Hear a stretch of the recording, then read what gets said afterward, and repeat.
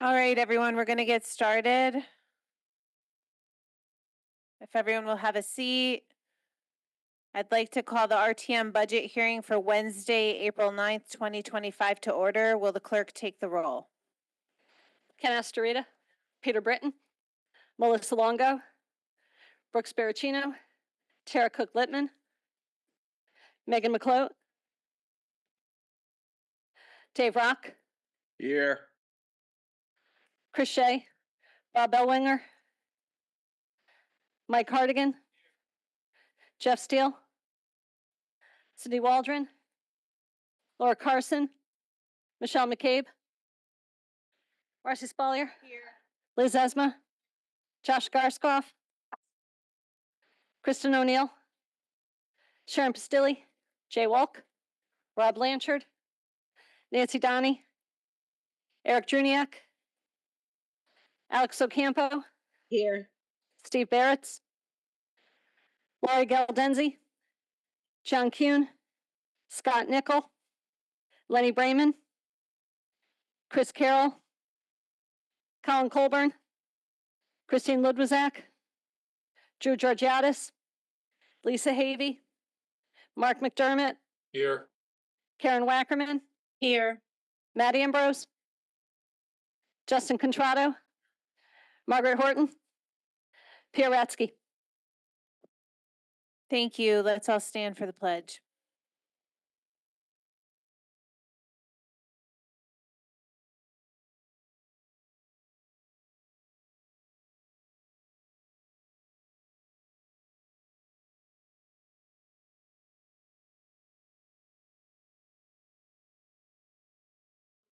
Thank you.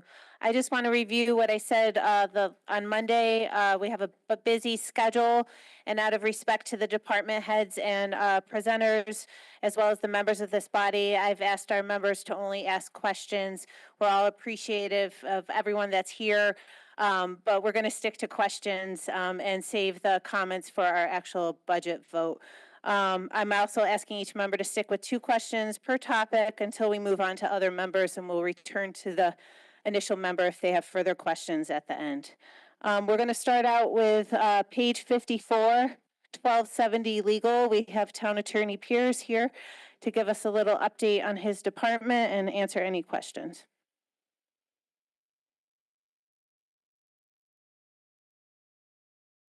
Good evening. So few drivers in the budget this year. The primary one is the continued litigation with United Illuminating. That sub-account includes not only legal fees, but also expert fees and the lobbyist that the town hired, which is the lobbyist alone is about 50 grand a year. Another driver is that later this year, the town will complete its tax revaluation as of October 1, 2025.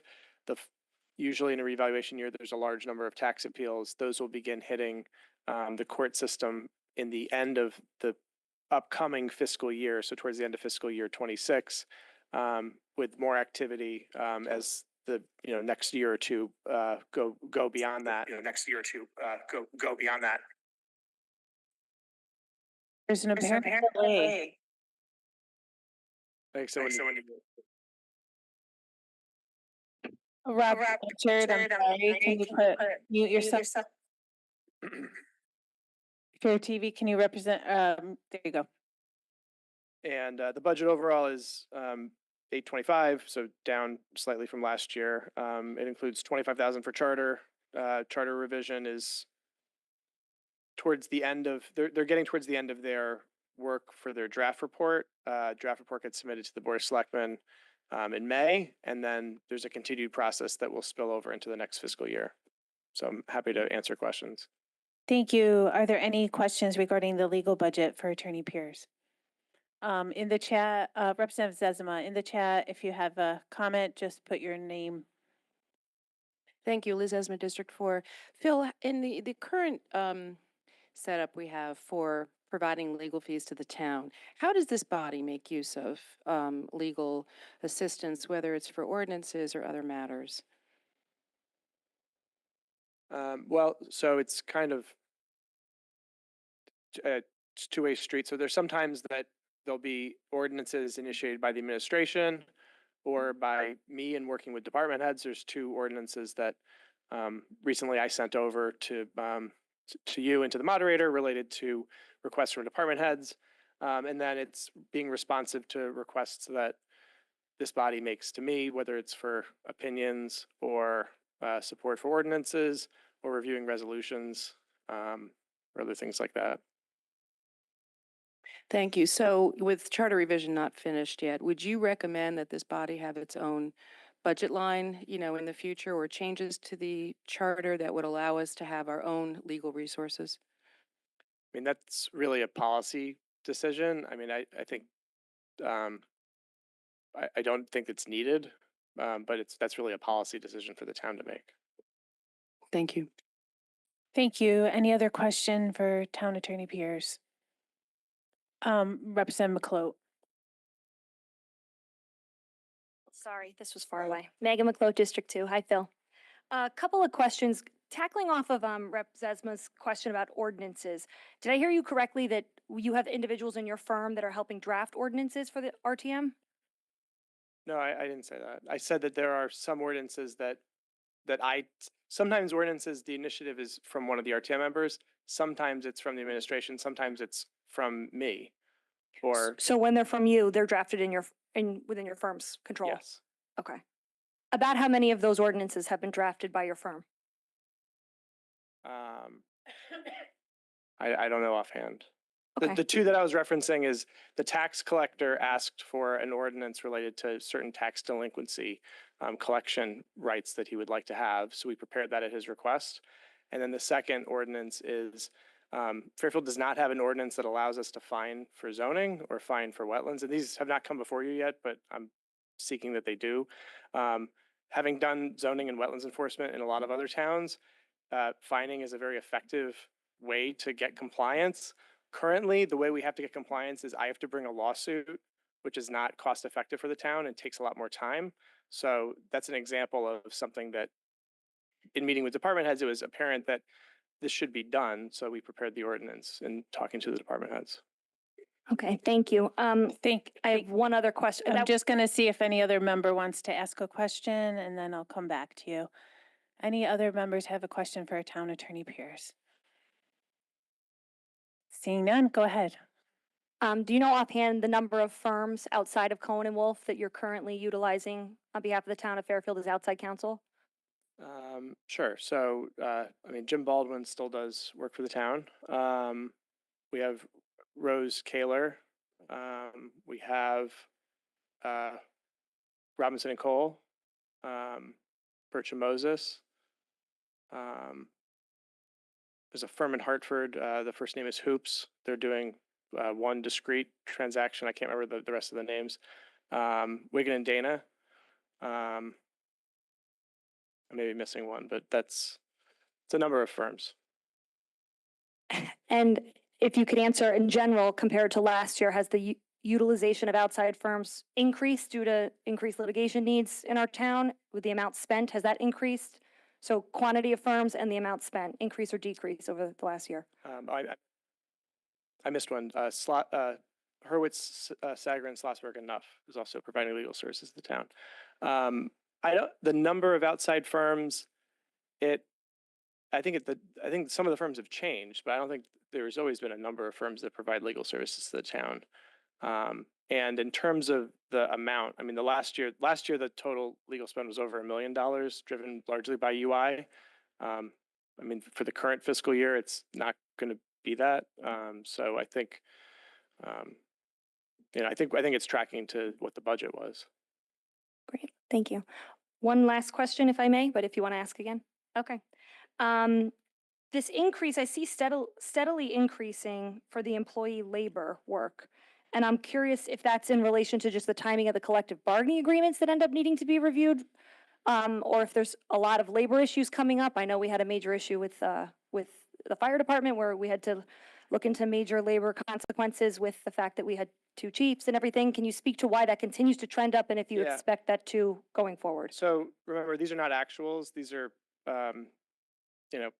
sub accounts that aren't necessarily tracked that way to help develop the overall budget number. So the 23-24 number was, so Jim Baldwin produced that. So when I became town attorney, I made some changes based on my assessment at that time of how I thought the town was utilizing legal services. I don't think $25,000 is reflective of the amount of utilization of legal services for labor and employment, regardless of whether there's collective bargaining needs. So I think, it's higher than 65. It's not, that work is largely done by Bertram Moses. It's not all for the labor employment stuff. It's not all, collective bargaining. But the town is a large employer. It has a lot of employees. It has, the need for legal services.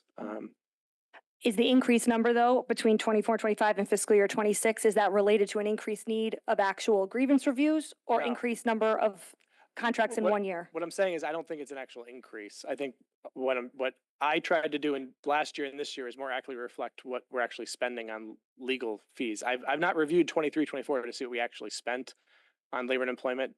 I guarantee it's more than $25,000. Fair to say that it increased these 2 years because you did actually end up spending more? No, that's not what I'm saying. That I am, in developing the budget, assuming that more will be spent to reflect. But I actually don't think that it's gone up in terms of what's been spent. Maybe for this year it has, but I think as from 23-24 to 24-25, I don't think it's gone up. I mean, So we expect that to stay stagnant then? There's not a specific instance what you think attributed to the increase? in terms of actual spend, I think the issue with the firefighters that goes back to 2023 certainly did result in an increase in spending. I don't know what that number is, but obviously I've reviewed some of those invoices because they hit after I was town attorney, even though the work was prior. So I'm not anticipating additional spending in the future. I do think the town has a lot of diverse needs for employment and labor. So there is going to always be a significant need for legal services for that. Okay, thank you. Any other questions for Town Attorney Pierce? Oh, I'm sorry, Representative Steele or Estorita? It's Steele. Steele. Thank you. Jeff Steele, District 3. Apologize for being late. Just two general questions. When legal services are needed beyond the scope of your firm, do you then subcontract them out, or does the administration, just in terms of procedure, how does that work? I'm just Well, curious. it depends on what the task is. But if a new firm's being engaged, we have a retainer agreement prepared and it's approved by the Board of Selectmen. So we've done that several times in the last year, where my firm has either had a conflict or where we've needed to, based on the experience that we needed for the matter, it was needed. We needed a different set of attorneys. Would it be done by the first selectman's office? The selection of the attorney? Yes, yeah. It depends. I mean, sometimes it might be somebody that the department head requested. Sometimes it's, in the first instance, if a matter comes in, it's, I kind of decide where it goes. But if there's a request from a department to use a particular firm, we've done that. We've used that firm. Okay, thanks. The second question is just, I noticed the amount for charter. Just curious why it went down, actually, with charter being deliberated this year. Is there a reason it went down? Wouldn't your services be needed more, or is that? No, most of the work for charter will happen in the current fiscal year, the fiscal year ending June 30th, because by then the Charter Revision Commission has done mostly finished its report. I wasn't sure the timing of when everything would be done. It delivers its report in May. The date for delivery is May 13th. That's not the end of the process. So there'll be, additional hearings and, the ballot questions have to be set, but the need for legal services will be much less in the next fiscal year. Okay, thanks. Thank you. Any other questions for Town Attorney Pierce? Seeing none, thank you. Next up, page 134, item 5050, building. We have Chief Building Official Pat Mahoney on Zoom. I think I did see him.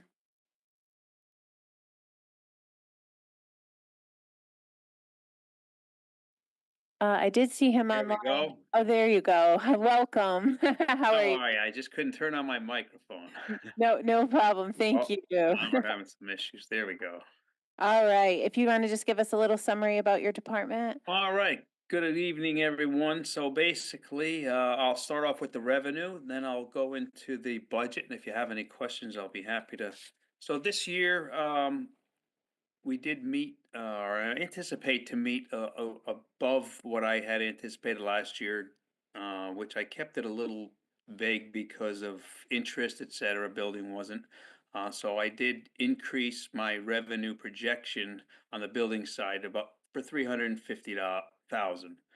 I did raise every one of our line items, thinking, trying to anticipate incoming jobs, what we're looking at. It's a little difficult, of course, to see the crystal ball, but the way things are going, we have not had a real slow period. Things are looking good for the building industry. A few good-sized jobs coming in, and that's our anticipation on that. As far as our expenses for our budget request, the only line item that we did raise was printing. We haven't really done anything since we went to online services. Everything's digital, but some of our stuff that we use daily has not been updated in years, and we have to get some things done. And the rest of it is all really contractual stuff, which comes from our unions and that kind of stuff. Anybody have any questions or anything I can answer? Thank you. Are there any questions regarding building for Chief Building Official Pat Mahoney? Representative Pistilli. Sharon Pistilli, District 5. Thanks for being here. I know you just said the words crystal ball. Sorry.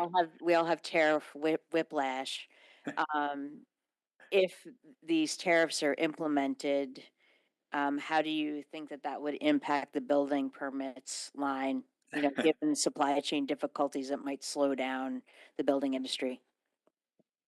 Well, being in the building industry for probably 40 years, and I never experienced the tariff issue. I don't anticipate it's going to slow down. I mean, if you look at the market today, the market came back up. I think we are possibly going to see a little bit of a roller coaster, but that is absolutely not my forte.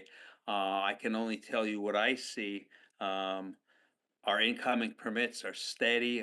My crew is working completely busy. We're doing a lot of plan reviews, a lot of permits.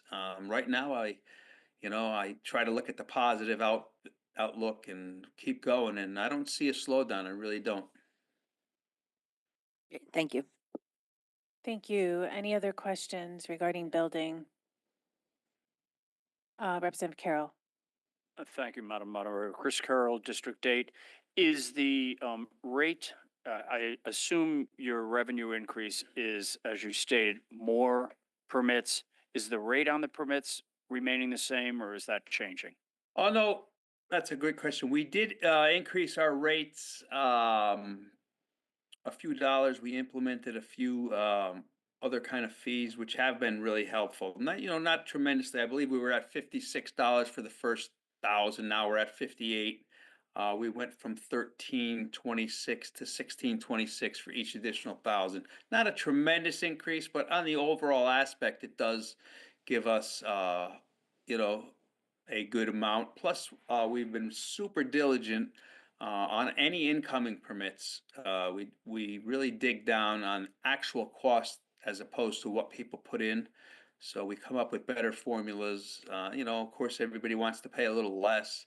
And having your guys do your diligence, we can get the correct amounts that we're due.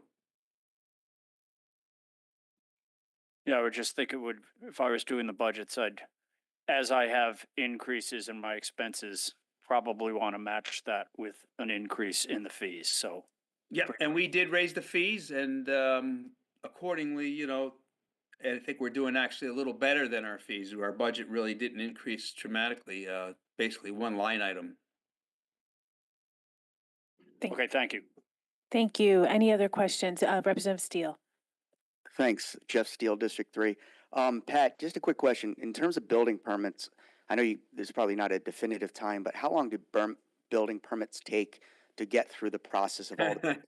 Well, all the that's a, submissions? I mean, is it 2 days? Is it 2 weeks? well, 2 I'll months? give you a wide answer for that wide question. Basically, there's no, and I'll give you the answer I try to give everybody, there's no rhyme or reason. Every permit is totally different. You can work with an experienced builder who's been doing this for a long time, who knows about submission, has every piece of paperwork that we need. Sometimes we get a homeowner or somebody that we have to chase.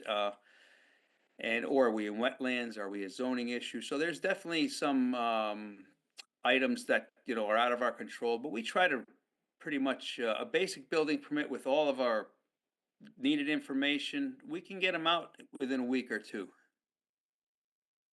Okay. I ask only because I recently had a call from a builder who expressed some frustration in terms of the timing, and particular department was sitting on a permit and costing him some interest.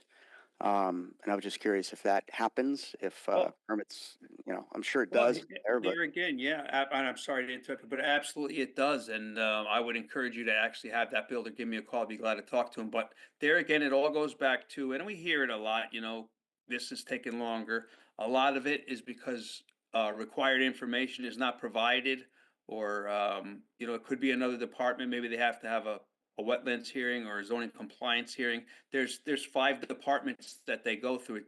It comes to building first, we're the first and the last. So that's and sometimes it is a frustrating process when they're used to coming in and walking away, but you have to follow everything, and you have to provide all the necessary paperwork. We're not going to chase you. We're not going to let you have a permit without the paperwork.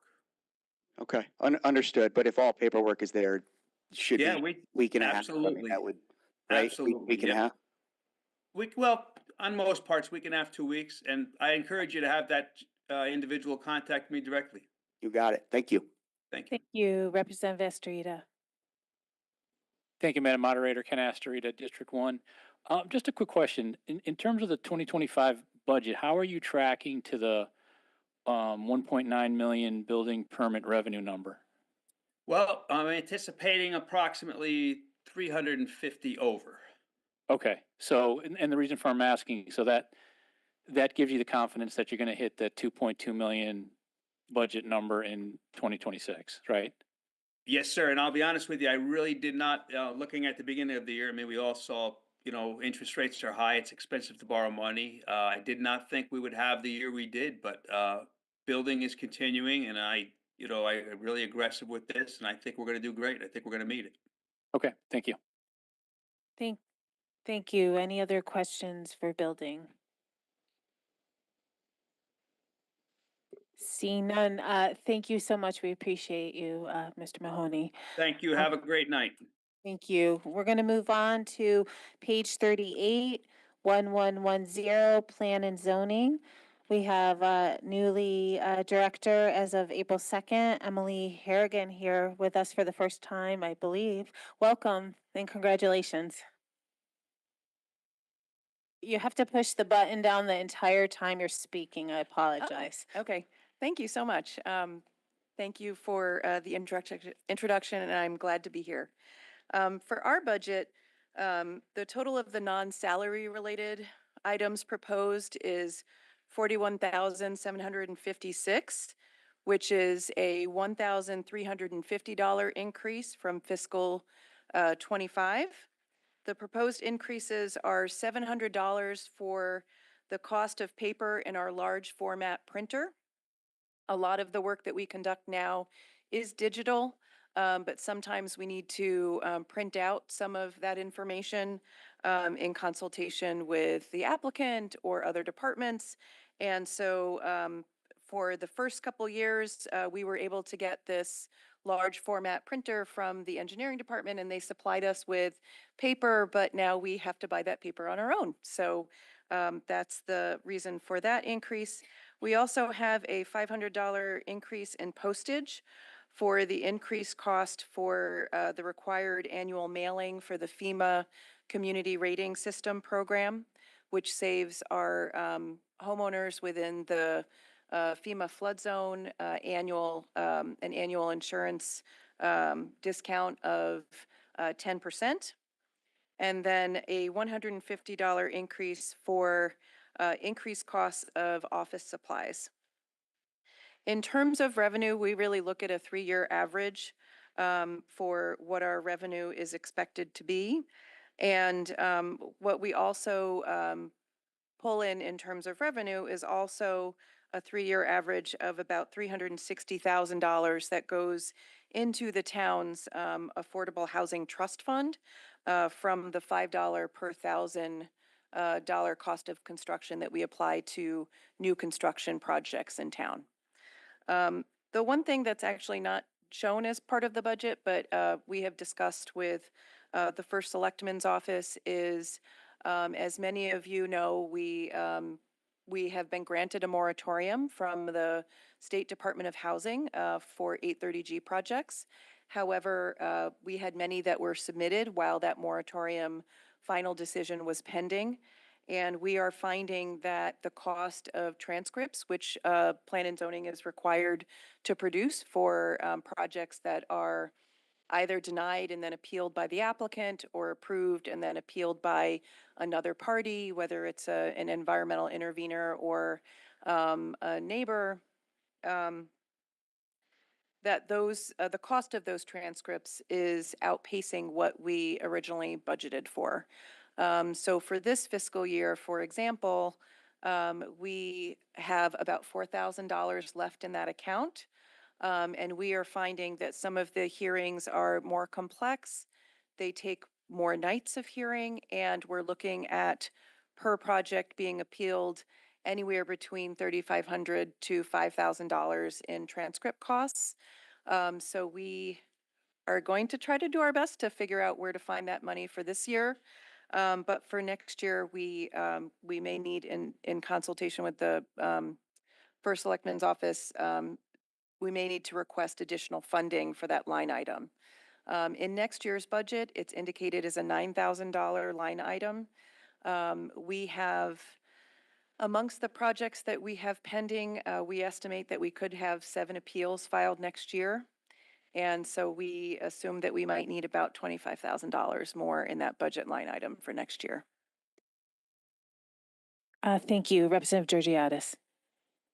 Drew Georgiadis, District 9, welcome. Those costs are accumulating because they have to do their appeals within a certain period of time because we have hit the moratorium? So any project that is either denied or appealed by the Plan and Zoning Commission, that is either denied or approved by the Planning and Zoning Commission, can be appealed.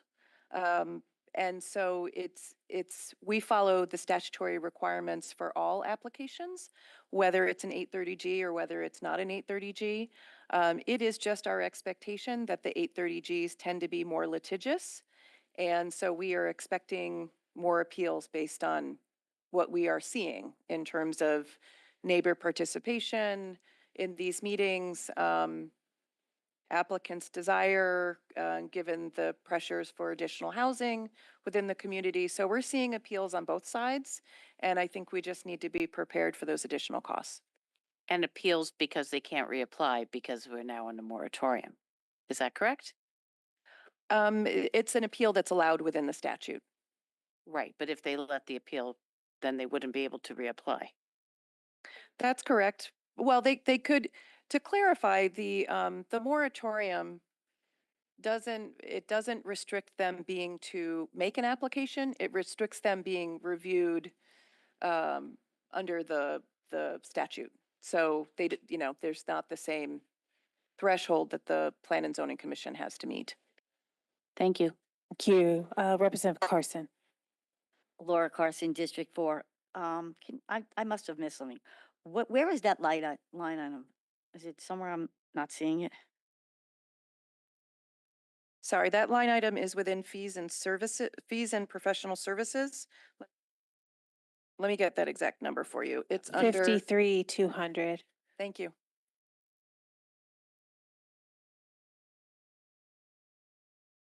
And if I can clarify, the total amount that's shown within the proposed budget also covers, for example, our the portion of our contribution to our online GIS system that MetroCog provides us. So only a $9,000 portion of that is what we apply to the cost for transcripts that we expect. Thank you, Representative Estrada. Thank you, Madam Moderator. Ken Astorita, District 1. Can the cost of the transcripts, can that be a pass-through back to the litigants or the requester? No, based on statute, we're required to provide them. Okay, thank you. Representative McCloud. Hi, Megan McLeod, District 2. Nice to meet you. These appeals, how many of them in your tenure here, I guess, since we've had this 830G rush, how many appeals have we actually prevailed on? I think that in my time, so I've been here for 8 years and we've prevailed on one of them. In that one, did we recover the costs, I hope, of all the transcript fees? It just seems like our taxpayers are carrying a huge burden with all of these. And at a minimum, if we win one, I hope we got our costs back for the transcripts. I would have to defer to our legal department as to whether we Okay. requested that as part of the Okay. legal But action. only one in 8 years, we've won. That's correct. Okay, thank you. Representative McCloud, if you do want that information, just send me an email and I'll ask Town Attorney Pierce. Thank you. Representative Steele. Thank you, Jeff Steele, District 3. Just a question. You had mentioned costs associated with neighbor participation in meetings and such. And I don't know if you can answer this question, but my understanding is at TP&Z meetings that participation by the public has actually been limited. I know even attorney arguments have been limited or cut down in terms of time that they have. Has public participation or comment? This isn't a limited? budget question, Well, Representative it's Steele. relating to TP&Z, and I It's a didn't know if you had budget question. hearing though, so if you have a budget question. Well, it's regarding, I mean, you mentioned the cost regarding neighbor participation. So I'm wondering where cost of neighbor participation has gone up when public participation has actually been more limited. Just, yeah, there's a budget question. So did the cost of neighborhood participation go up? Every application's different, so it depends on what the application is, where it's located, as to how many public hearings there are. And it's really the number of public hearings that dictates the total cost of the transcripts.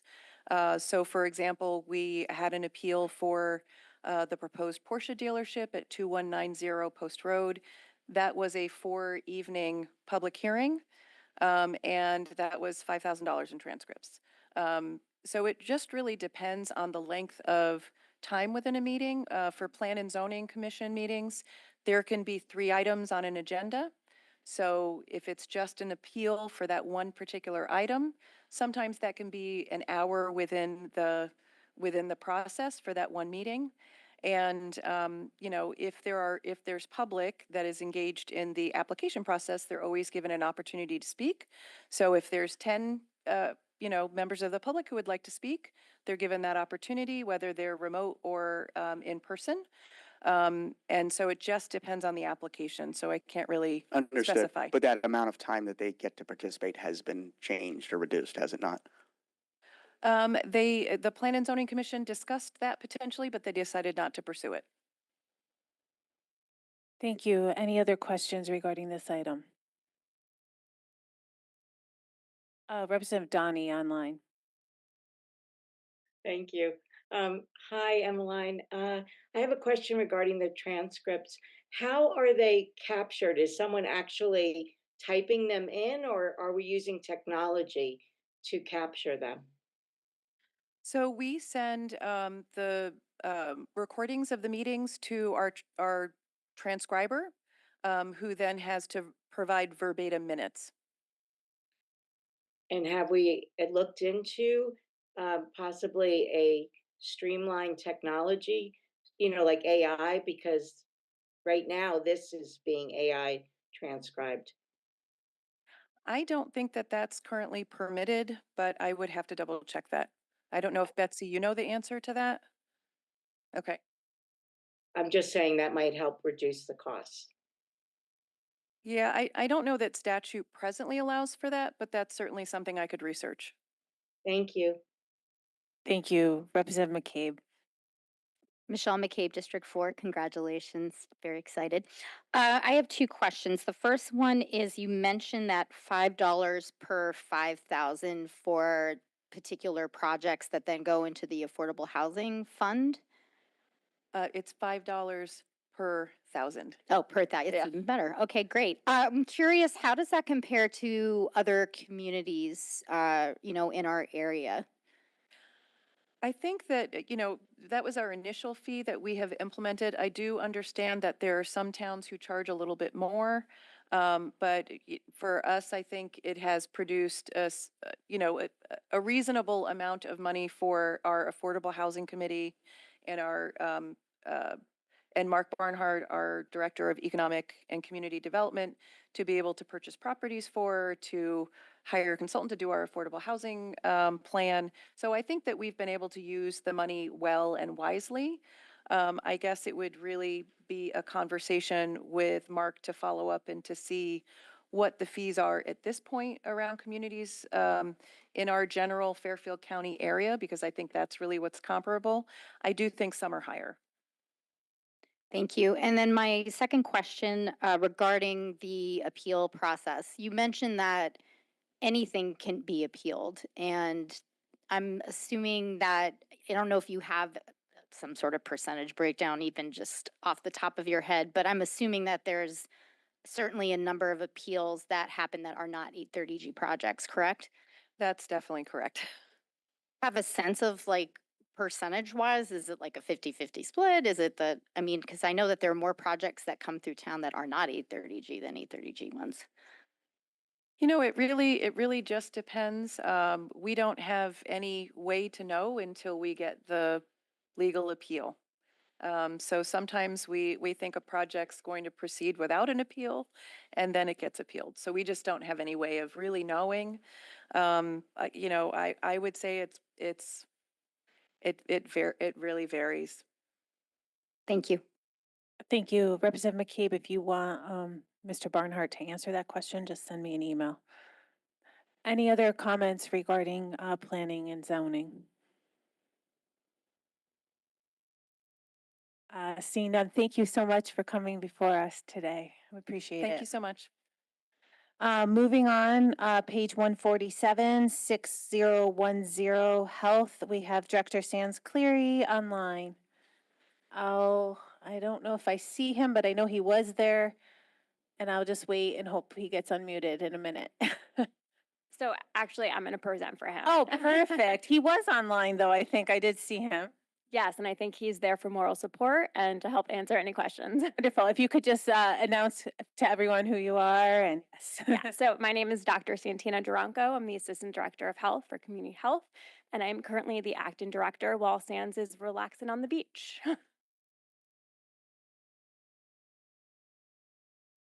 Yes, he's on the beach and we're here. So, so I will do my best to present, and then any questions, again, Sands is on, and if I don't know the answers, I'll refer to him, or I will take it back and I will get answers to you. So looking at our revenue, for all of our license and fees, we just go with a typical 3-year average for those. So that's how we came up with the budget for that. And additionally, if you're looking at our revenue, it does appear that we have a decline, but this is because last year we added $53,000 into the miscellaneous health line item. And this actually isn't revenue, it's just taken money from one of our other accounts, our seasonal flu account, and adding it into the budget as revenue. We added the $53,000 because we needed 2 part-time nurses for one of our private schools for a child who needed needs. That child has since left and those needs weren't needed anymore. However, we do have a need for a 2-day part-time nurse at another school. So we are keeping some funds in there. And that's it for revenue. So if we're looking at our expenses for our payroll, this has increased due to PETA and nursing negotiation contracts. Those were completed back in December. And you'll also see we had a reduction in one full-time 10-month staff member, the dental hygienist. The need for in-school teeth cleaning has declined over the last several years. And so we will continue to offer that service for people without insurance. We will connect them to a local dentist, but the need to have in-school dental cleanings just wasn't there anymore. And so we will have a savings of the salary plus benefits, which is about $85,000. Moving on to the temporary payroll, this is where we pay our sub nurses. So again, we just look at a 3-year average. For the secretarial services, this is an elimination of $2,000 for the services for the Board of Condemnation. This will now be done internally from the Health Department Secretary. For IT, we do put in a increase for $1,200, and this is the software that we're using for our appointments, and that residents can create their own vaccination appointments. So it was a huge success this year. People can schedule their COVID vaccines online, their flu vaccines when we weren't having clinics. Looking at fees and professional services. So in here, you'll see an increase due to the nurses' contract. One of their benefits is reimbursement of their liability insurance, which is taken from this line item. In addition, we have a medical advisor who we're given a $1,000 raise increase. He's been with us for 15 years, and he's only received one other $1,000 increase, so he is up to $12,000 now for the year. And then lastly, the line item education and membership. This is once again an increase from the nursing bargaining unit. This is a negotiated benefit. Each full-time nurse receives an additional $1,100 benefit for reimbursement of certificates and stipends. So we currently have 25 full-time nurses. So times that by $1,100, and that's where we see the increase of $27,500. And again, this is a negotiated benefit. And that's it. Thank you, Dr. Duranko. Are there any questions regarding this item? Representative Carson. Laura Carson, District 4. With the stipend for all the nurses, what if they don't, do they have to get certified? What if they don't? Nope, they don't. So this happens? goes to reimbursement for their nursing license. And then if they want to pursue their school nursing certificate, that would be eligible under this, as well as 2 additional certificates, but it's not required for them So to they get it. 1,100 even if they just for having their license, but not necessarily getting certification. They'll get the reimbursement for the cost of their license. Okay. Can I ask a question? We, I think approved, the grant for, vaccine awareness. Was that successful? How would you gauge that? Yeah, Effort. so we definitely, that grant is completed now. Our numbers were about the same, if they were probably decreased a little bit, but we were able to offer more evening clinics so more residents can come to get vaccinated easily. And we also had a nurse who went out into the community more and was able to do vaccines at nursing homes and lower income areas. Thank you. Representative Estrada. Yeah, thank you, Madam Moderator. Ken Astorita, District 1. Just to follow up on Representative Carson, because I just want to make sure I'm clear. So the reimbursement, they don't get $1,100. They are eligible for up to $1,100 in reimbursements. Correct. Got it. Thank you. Representative Georgiadis. Drew Georgiadis, District 9. A question about follow-up on Representative Carson. We have approved grants, state grants that require us to also kick in some money. Are there any, do you think that there's any fear of loss of the state or federal side, which might impact your budget? Or are there any outstanding, you said one was complete, so I was just wondering if we have any outstanding ones that could affect the budget. No, none of the grants would affect the budget at this time. Thank you. Representative McCloat. Megan McCloud, District 2. Hi, how are you? Couple of questions. I see we had a large decrease in soil test permits. Are we not testing the soil as frequently as we have before?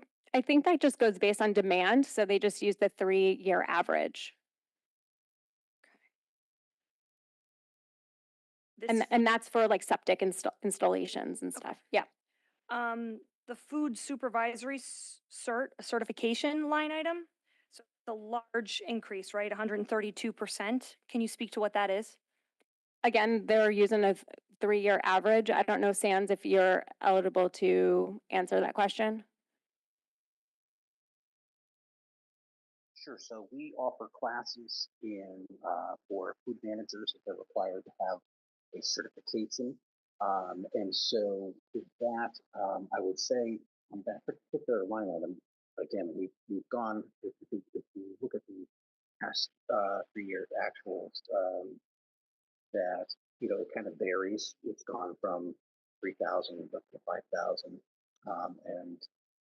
and down again. So we're really just going with an average. It kind of fluctuates in terms of how many people take advantage of our course. So we have book costs and exam costs that we incur, and then we pass those costs directly on to the folks that are taking the exam. So we don't generate a profit on that, but it's basically a break-even scenario. Thank you, Mr. Clary, for being on during your vacation. Representative Pistilli. Sharon Pistilli, District 5. 3 questions. So am I last or not?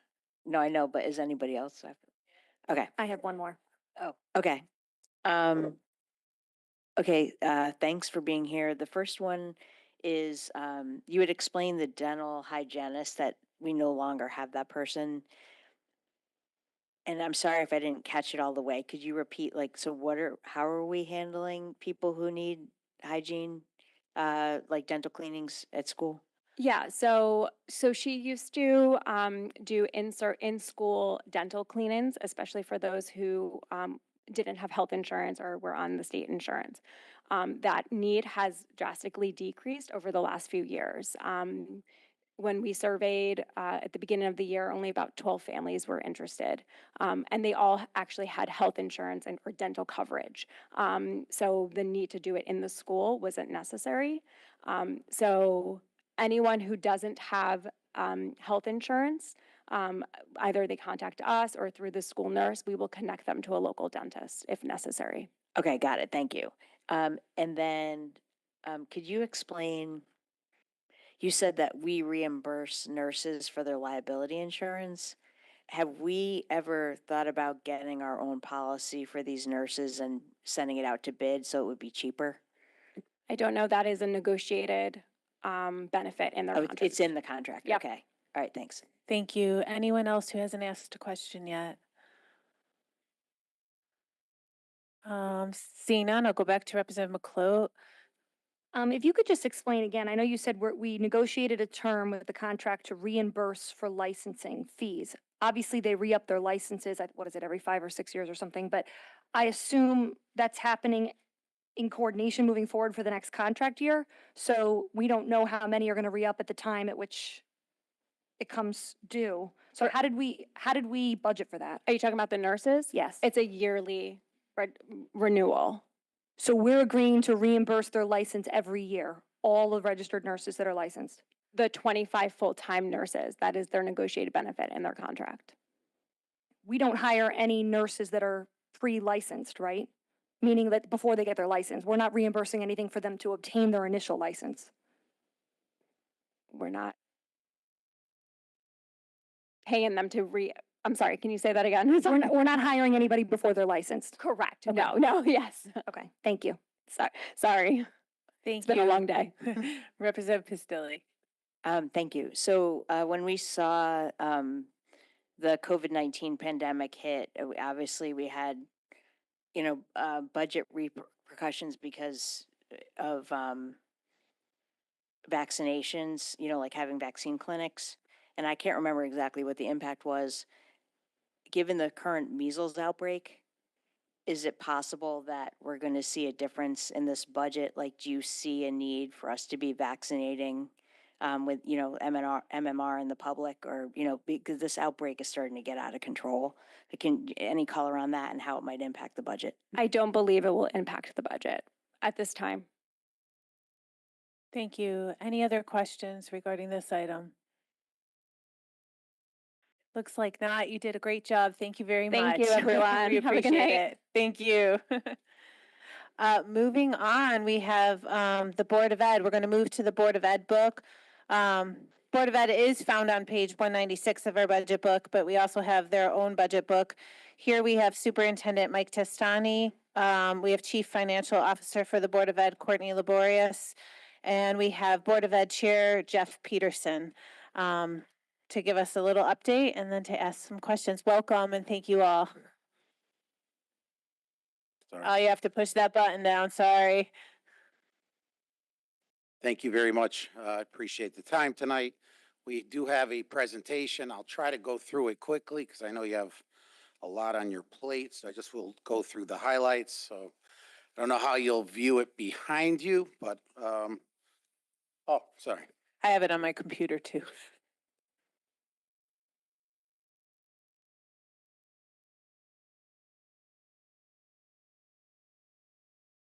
So I can just give you a little brief update on where we started and where we've gotten to this point. So the initial ask of the Board of Education, the proposed budget increase was 6.68%, which for a total of $234,932,226. After town reductions, we now sit before you with a new budget ask of 5.82%, or $233,040,387.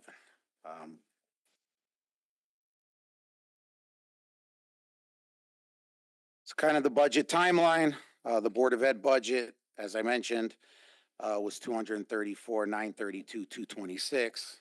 The first selectman's proposed budget reduced that number by $4,891,839. Board of Selectmen restored $2 million to that, and then the Board of Finance last week, as you all are aware, restored another $1 million, which left a gap of $1,891,839. However, the board and the town, as you all voted on, did agree to bond for $941,839 of infrastructure projects to partially close the gap. This still leaves $950,000 shortfall. If the RTM imposes additional cuts, as is the right to do, the $950,000 gap will grow, requiring further program reductions. And I say further, and I'll go through what has been done thus far to get us to this point. So after the superintendent's proposed budget went to the Board of Education, we found some unanticipated additional costs. The largest increase was resulting in transportation. We had a transportation contract with First Student that expired after 7 years. It was a 2018 contract. The new negotiated price causes an increase of 25% to next year's budget, or almost $1.7 million year over year. We also got some negative news from the state regarding health insurance. The final number was slightly higher than we originally were told early on in the budget process by the state. And there was also a 1% increase for Fairfield County that was imposed as well, that equaled almost $900,000. And then a slight increase to the town pension contribution of over $208,000.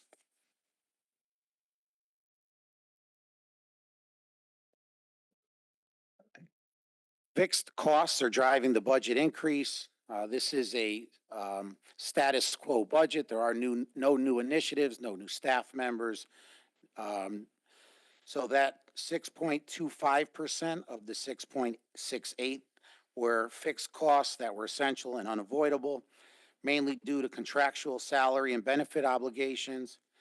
critical building maintenance, and inflationary impacts on operational costs.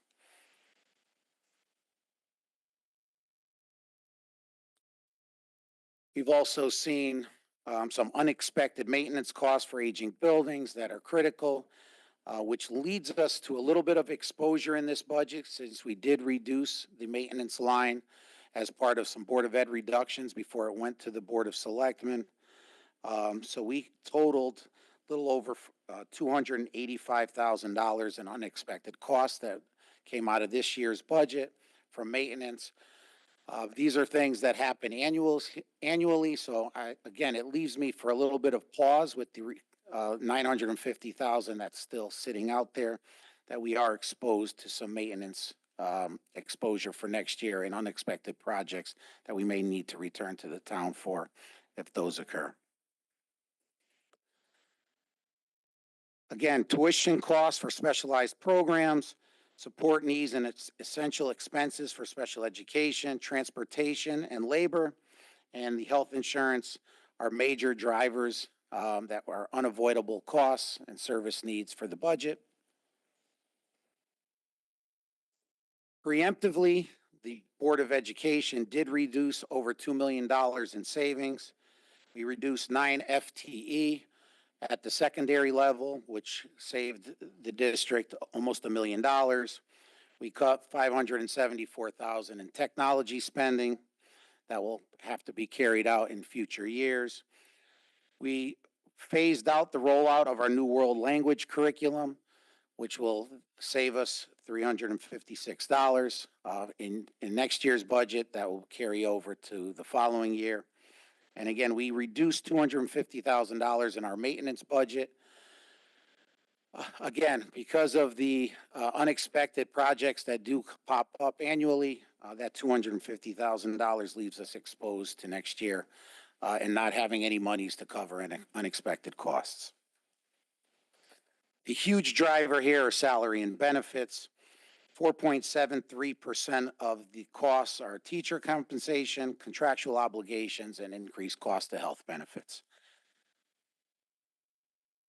We have another slight 1.52% in transportation and maintenance, mainly due, again, to the transportation contract increase of 25%, and also just increases to just general maintenance, preventative maintenance, and goods and supplies for our maintenance department.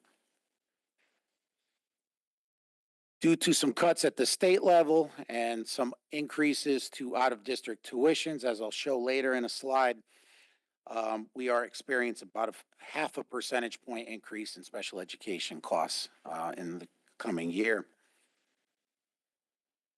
Just to talk a little bit about special education, because I know this is always a topic, we do have and continue to expand and enhance our in-house special education programs that do result in over $16 million in cost avoidance. We have to send these children to out-of-district placements. Never mind the continued benefits to children in being able to stay in their schools here in Fairfield with their peers. The avoidance cost is just an added benefit to the budget. Due to the quality of our in-house programs, we have seen a decline over the last 4 years in out-of-district placements. Unfortunately, it is a hot topic this session up in Hartford that the out-of-district placement tuition costs continue to rise and outpace any other costs that we're experiencing. Many of our out-of-district placement costs facilities have increased over the last 3 years, 18 to up to 30% in their tuition costs. So as we continue to send less kids out of district and bring more kids in district, we continually see a gap due to the rising costs of tuition. And hopefully this session we'll be able to put some guardrails on regulating what those costs and those providers can charge to districts across the state. We do continue to see a greater need as identifying students with disabilities continues to grow, not just here in Fairfield, but statewide. We are on par with our prevalence rate of almost 20% compared to the rest of Connecticut. One of the biggest drivers in the increase in our special education budget is the decrease in state excess cost reimbursement. So as you can, it's going to be hard to see from a distance. I will provide this slide deck after the meetings for distribution. But as you can see, we've continually increased our costs, but the reimbursement from the state has declined by almost $2 million over the last several years. So we've lost $2 million in the excess cost grant, mainly due to flat funding of the excess cost grant. For those that are not familiar, the state puts a finite amount, $181 million, into a pot, and that gets distributed across all the districts in Connecticut. So as you can imagine, as the demand for the money increases, the piece of the pie and the distribution decreases to all the districts. The governor did just put $40 million back into the pot for this fiscal year to cover some of the costs that we lost. We lost a little over $600,000 in revenue, and we're going to recoup about $460,000 of that money. So there's still a gap in the excess cost reimbursement that we anticipated in the current budget. So just to do a little bit of a 3-year average in comparison to some of our neighboring districts and districts in our DIRG, as you can see, our 3-year average of budget increase is 5.09%, excuse me, but that's with the 6.68%. So given where we're sitting today, that number drops to 4.8%. And as you can see, that is pretty much one of the lowest in the 3-year average of the 10 districts that I've pulled here in our DIRG and our neighboring districts. So I think we're doing really well considering the large increase to this year's budget request.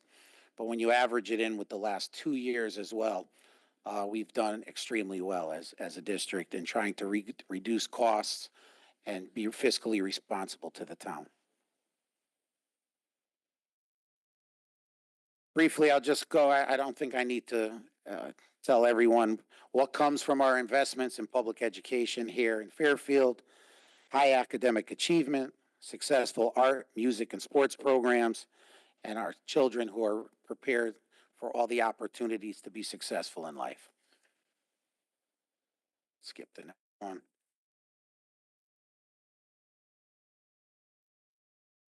Not going to read all these to you, but as you can see, we provide opportunities for almost over 2,500 student athletes to compete at the interscholastic level. We have one of the top arts programs in the Northeast in Fairfield here in our public schools. We continually receive recognition and award for the accomplishments of our talented students in the public schools. As you're all aware from your own children going through the public schools, we have a top-notch music program where our students are able to compete and provide opportunities to go on to higher education as well. We had 288 students earn the seal of biliteracy last year. This year we have 5 schools of distinction, 3 national merit semifinalists, finalists, an overall A niche rating, and 137 AP scholars, 147 AP scholars of distinction, 83 AP scholars with honors, and 67% of our students who take AP courses earned a 3 or greater on the AP exam. Over 91% of our students participate in post-secondary education. We have expanded early college experiences with our partnerships through the University of Connecticut, Sacred Heart University, Norwalk Community College, the University of Bridgeport, and Quinnipiac University. And our 2024 graduates were accepted to over 220 colleges and universities across the country. Again, our high school students engage in a variety of art, drama, and music programs, and our Ward and Ludlow students participate on over 35 varsity and sub-varsity teams across both schools. What happens if the RTM reduces us by more than the current $950,000 reduction? There will be impact to programs. It will have an effect on the classroom. As I mentioned earlier, we've already cut 9 staff members at the secondary level. We're trying to gauge what those staff members, in what areas they will be, but it will have an impact on course selection possibly, and we're trying to minimize that and not have to lay any teachers off, but try to absorb that through our attrition line. Again, thank you for the opportunity tonight, and we'll open up the floor to any questions from the RTM members. Thank you. Representative Zezima. Thank you, Liz Esma, District 4, and good evening, everyone. So in my experience, 12 years or so, I do have two questions to stay within the rules. The most controversial areas were the subject of structural change, which includes cost sharing, and the other is front office. So the question is any substantial changes in either area. And the reason I'm asking is because those who have been longtime detractors and really taken these issues to task are now supporters. So I would assume that some change has happened in either area that make it more acceptable at this point. In terms of structural change, well, I think we're in the midst of trying to have discussions with the town in order to see what services can be shared to try to achieve some savings. I know that's been a priority of the first selectman, and I think discussions will be beginning if they haven't begun already. I know there's been a liaison from the Board of Selectmen and also from the Board of Education chosen to lead those conversations. And your second part to that question was? The other really controversial area has always been front office, especially the administrators. I mean, this is what's come under attack year after year after year. So with the acceptance of most people who've held that position, I want to know if there's been some change in that area that, would be considered a positive by people who've always, really been upset about our ratio, if you will. I'm not sure what people were upset about, but in the last couple of years, we have reduced FTE at central office. We've reduced 3 administrators, as well as some other personnel here at central office. Thank you. Representative Horton is online. Hi, Margaret Horton, District 10. I just wanted to go back to transportation for a moment. It's my understanding that we had, the contract we had been working under was sort of pre-COVID 2018, if I'm correct. And so I just wondered if you could talk for a moment about the bidding process for the new transportation contract, because obviously a 25% increase is pretty substantial. If you could maybe just speak to how many bids you received, the process, were they all sort of equivalent? So we did not go out to bid. We were prepared to go out to bid. We engaged with a transportation consultant. And when we sat at the table with First Student, who's been a longtime provider here in Fairfield, to go over the numbers, we shared those numbers with the consultant. And given the fact that the union which controls the drivers controls pretty much everything in the Northeast, the consultant thought that the going out to bid would not yield any savings. That actually the negotiations with First Student yielded a pretty decent increase, given the fact that changes in wages and benefits for the drivers have significantly changed since 2018, with now 401k benefit, as well as since the pandemic, a huge increase in salary and other wages. Okay, so can you also tell me about the cost of the consultant? Is that typical that we would go with a consultant to look at whether or not we're going to go out to bid for something like a huge cost like that? Well, we engaged with the consultant as a way prior to going out to bid. They were going to help us with it because we don't have the expertise in terms of the transportation contracts and the bid to help us write the bid. So we were in the midst of that. So for a reduced cost, they were just consulting now on helping us look at our current contract and see where we can get some leverage with the current in terms of the contract with First Student.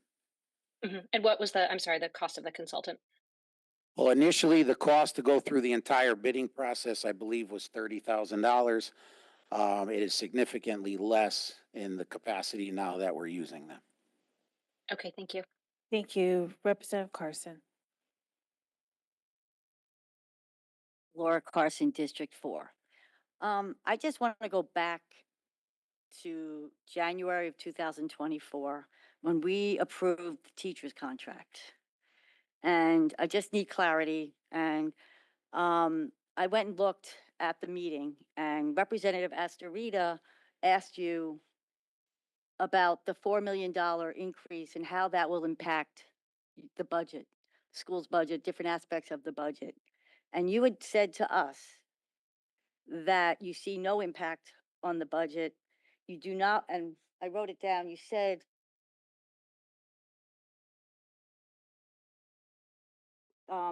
that you would take other measures to make sure that the budget doesn't grow at a rate that the town will not be able to afford in future years. And you said you'd be looking at ways that things that have been implemented in the past that were not effective and didn't have the intended results, and you would look for some other efficiencies to do offsets.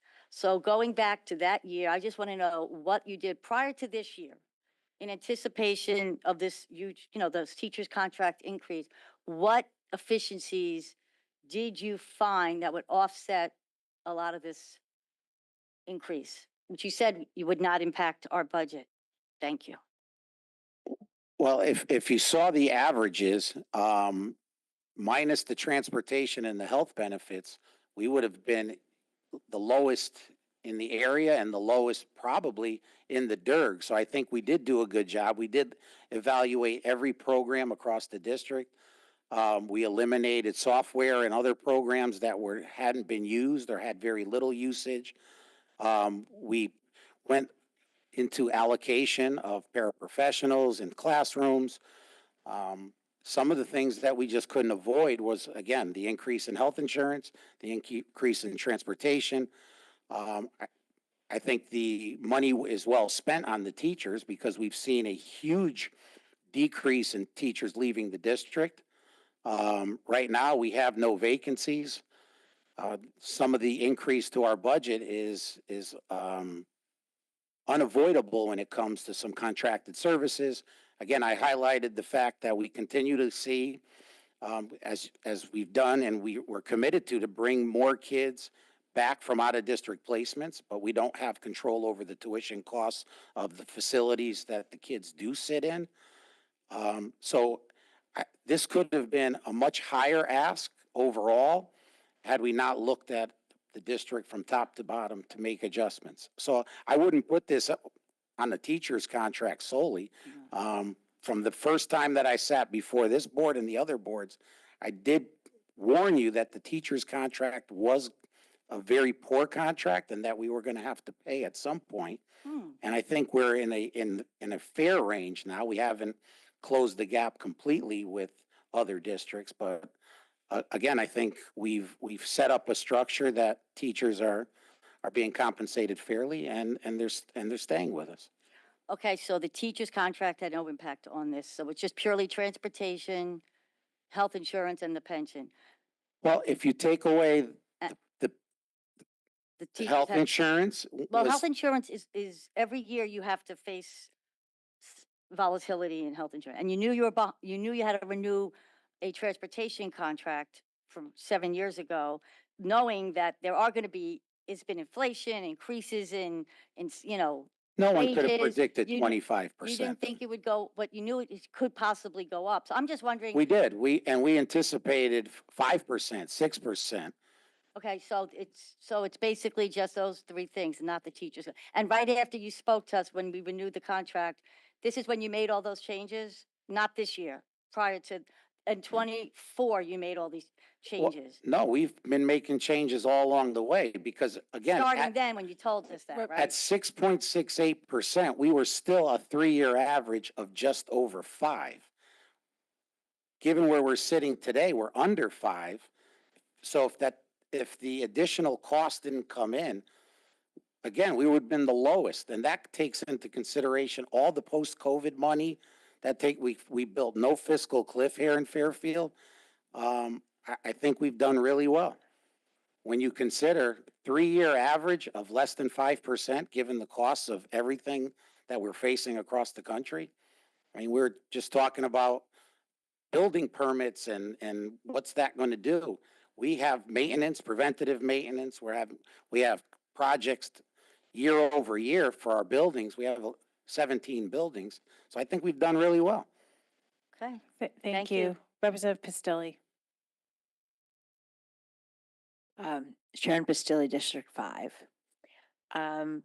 Regarding the health insurance. So we're still under the state 2.0, right? Correct. And last year it ended up advantageous in a way because we ended up with lower costs than we were expecting from health insurance. So we had a little, I don't want to call it a slush fund, but I'll call it a slush fund because we're in budget silliness right now. We did not. The budget was cut when we got the final number. Yeah. But the cost came in lower than we were expected last year. Correct. This year they came out much higher. My question is, have we gone out to bid with the health insurance? Because like I'm hearing transportation was a huge increase. We didn't go out to bid for transportation. Healthcare was a huge increase. Did we go out to bid for healthcare? We did not. It's something that would have to be negotiated with our unions, number one. And number two, there's been a couple of surrounding towns that have gone out to bid. In year one, they did see significant savings. And in year two, the increases were dramatic where they left and came back to the partnership plan. So it could yield some savings in year one, Westport being the first example. And then in year two, they got a 14% hit. So. And if, I have two. Just one. Okay. Okay, so then my next question is, with the assistant principals, I see that we have like an FTE in each elementary school, but the enrollment in each elementary school varies greatly, speaking from a former Jennings person. So is there any economy of scale in combining, like for an assistant principal to handle more than one elementary school so that we could reduce an FTE? So I get these questions a lot. So number one, let's kind of do a little history lesson here.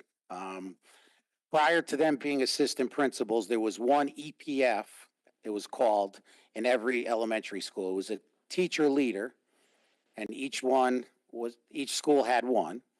So by converting them to assistant principals, the impact to the budget was less than $200,000 total. Yet we get a lot more bang for our buck with an administrator because they're allowed to supervise and evaluate staff where a teacher cannot do that. Number two, if we did split between Jennings and Dwight, we'll say, an assistant principal, kids don't realize that the assistant principal's not here today, so they don't have a meltdown or they don't have issues that need the attention of the assistant principal or something like that. So it's kind of hard to say we'll split. It'd be different if it was a service provider, like a speech language pathologist or a school psych like we do, because they can provide the hours on the days they're there. But I would see no reason. Jennings does have smaller enrollment, but they have 2 CLC classes that are very labor intensive on staffing. Same at some of the other schools. So we didn't reduce an EPF prior or condense. So I would see no reason to do that now. The responsibilities are great. It would take a lot away. I actually had a parent who said to me at the Board of Selectmen meeting how she understood now what the value of the assistant principal was because they loved their EPF and the EPF couldn't get the job because they didn't have the certification. Because they see now the principal is now freed up to do a lot of the things that they were not able to do prior. So a lot more bang for your buck for less than $200,000 a year. Yeah, that's great. But when you divide sorry, just a follow-up comment. If you divide the enrollment by the salary, there are some schools that are getting a whole lot more bang for their buck than others. And there still might be a way to, allocate staff in a way where we might not need an assistant principal for every school. Just a thought. Thanks. Thank you. Representative Rock is online. Hopefully you can be unmuted. I think I saw the FairTV person step out for a moment. Yep, I think I'm unmuted. I just want to get back to transportation because I'm trying to piece this all together. So we paid a consultant $30,000 to tell us not to go out to bid. Is that, am I getting that wrong? And did we get a report with that? So no, we were going to pay the consultant $30,000 to help us go out to bid, to put together the bid package, put everything that we would or should expect in a bid. But then when we negotiated it with First Student and they came back with their pricing, the consultant is now helping in drafting the contract to make sure that everything that we need in a 2025 contract and beyond is in the contract. The cost is significantly less. Got it. Thank you. Thank you. Representative McCabe. Michelle McCabe, District 4. I'm just going to ask one of my two questions right now. Sticking with transportation, I'm still not quite understanding why we didn't go through with going out to bid. I guess the reason being I'm hearing about these, it's the margins that you had to actually try to cut costs.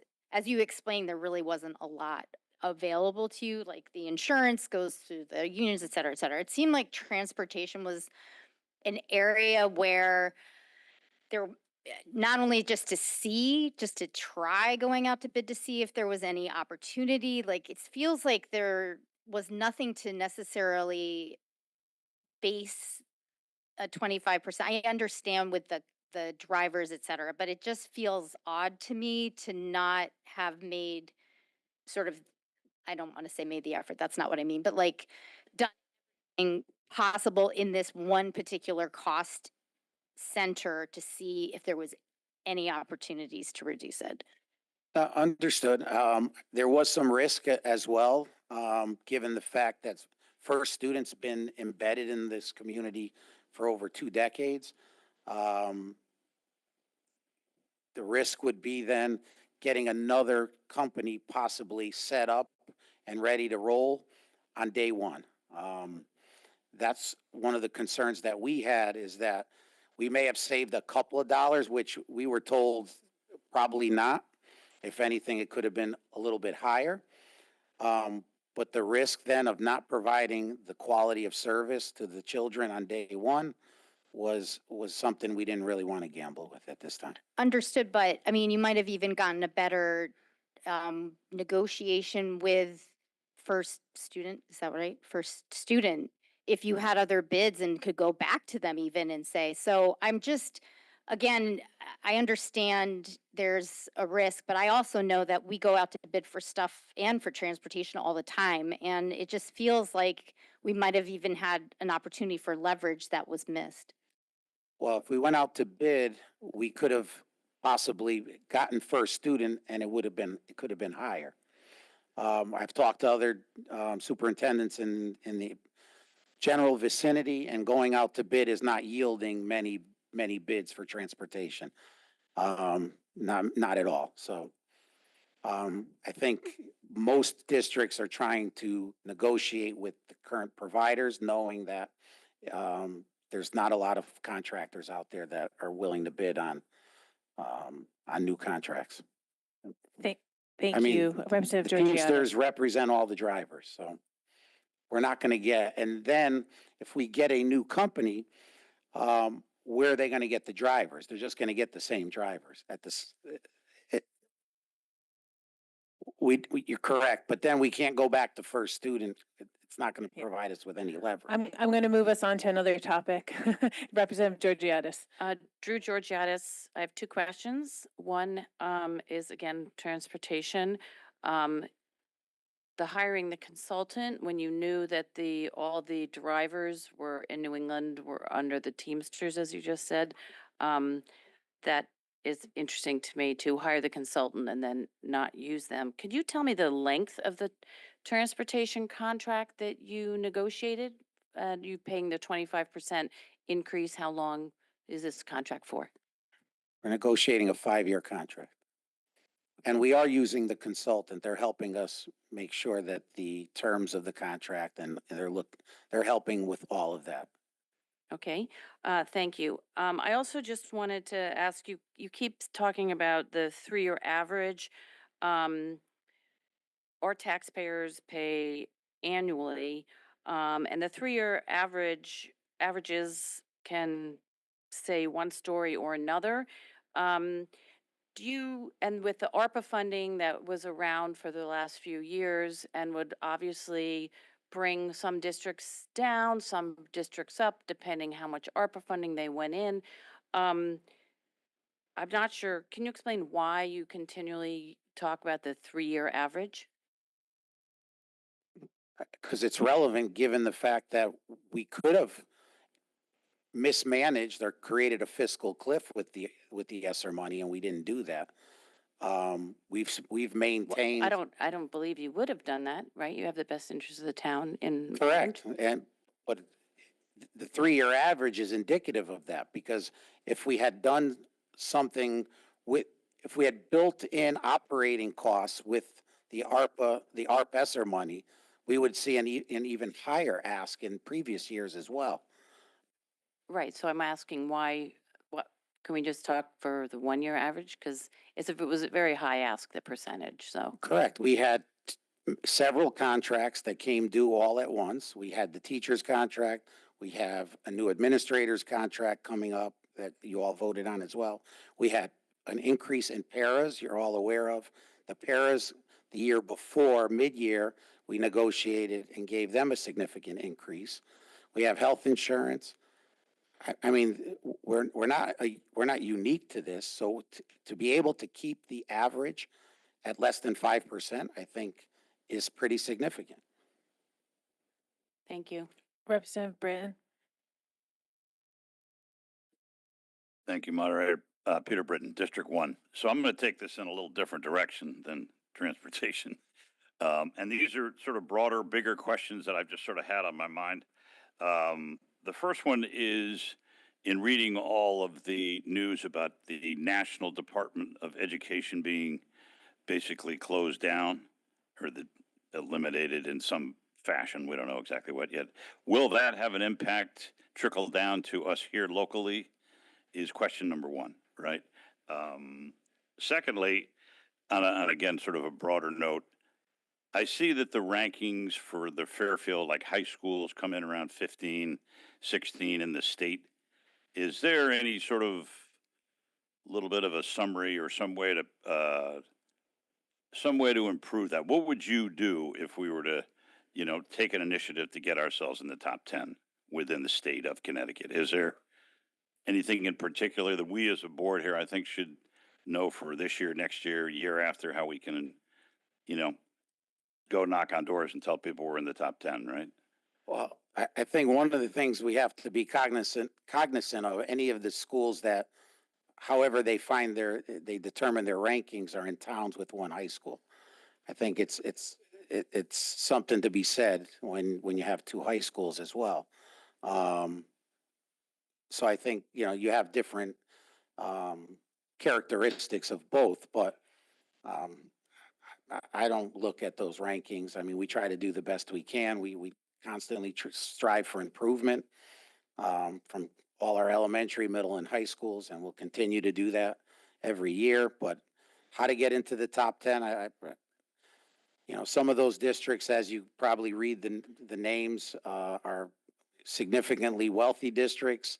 They spend significantly more per pupil, and there's one high school, which there is something to be said. The one that comes to mind, sorry, is like West Hartford, right? That has two, and we get associated with West Hartford a lot, and they seem to have both their schools just slightly higher than ours. It's a very close comparison. And again, sort of a broader question, right? If there's something that we're not doing that we can do to really improve ourselves. I think we work hard. Our staff works hard every day. We try to look and strive for improvement, continuous cycles of improvement. We had a high school meeting this afternoon and talking already about planning for next year and some of the areas of focus that we're looking at to make sure that we continually provide high quality teaching and learning to all our students. Okay, I have a question one with the Department of, From the memos we've received through the state, from the Department of Education, we don't anticipate any cuts. We have limited exposure. We only have about $3.6 million. I mean, not only, but considering across other districts that have significant exposure from the feds, but it's a small percentage of our budget. But all the areas in which we receive federal funding do not seem to be areas that are in jeopardy of losing funds. Thank you. Representative Carroll. Thank you, Madam Moderator. Chris Carroll, District 8.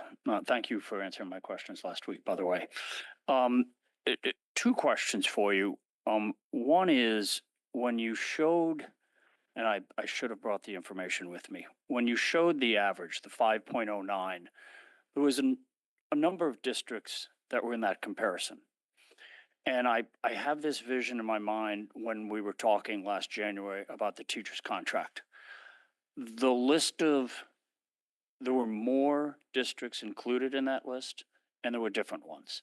And so what I would request is use that as a starting point, but go back to that, because I'd like to see how we compare to whether it's Greenwich or, Bridgeport or all of those other in the county that you've used in the past. Use that to compare to how we're doing this year, not just those that are close to us. So that would be very helpful to understand that. Secondly, and I know this is a snapshot in time. You don't know how many students are going to be here next year.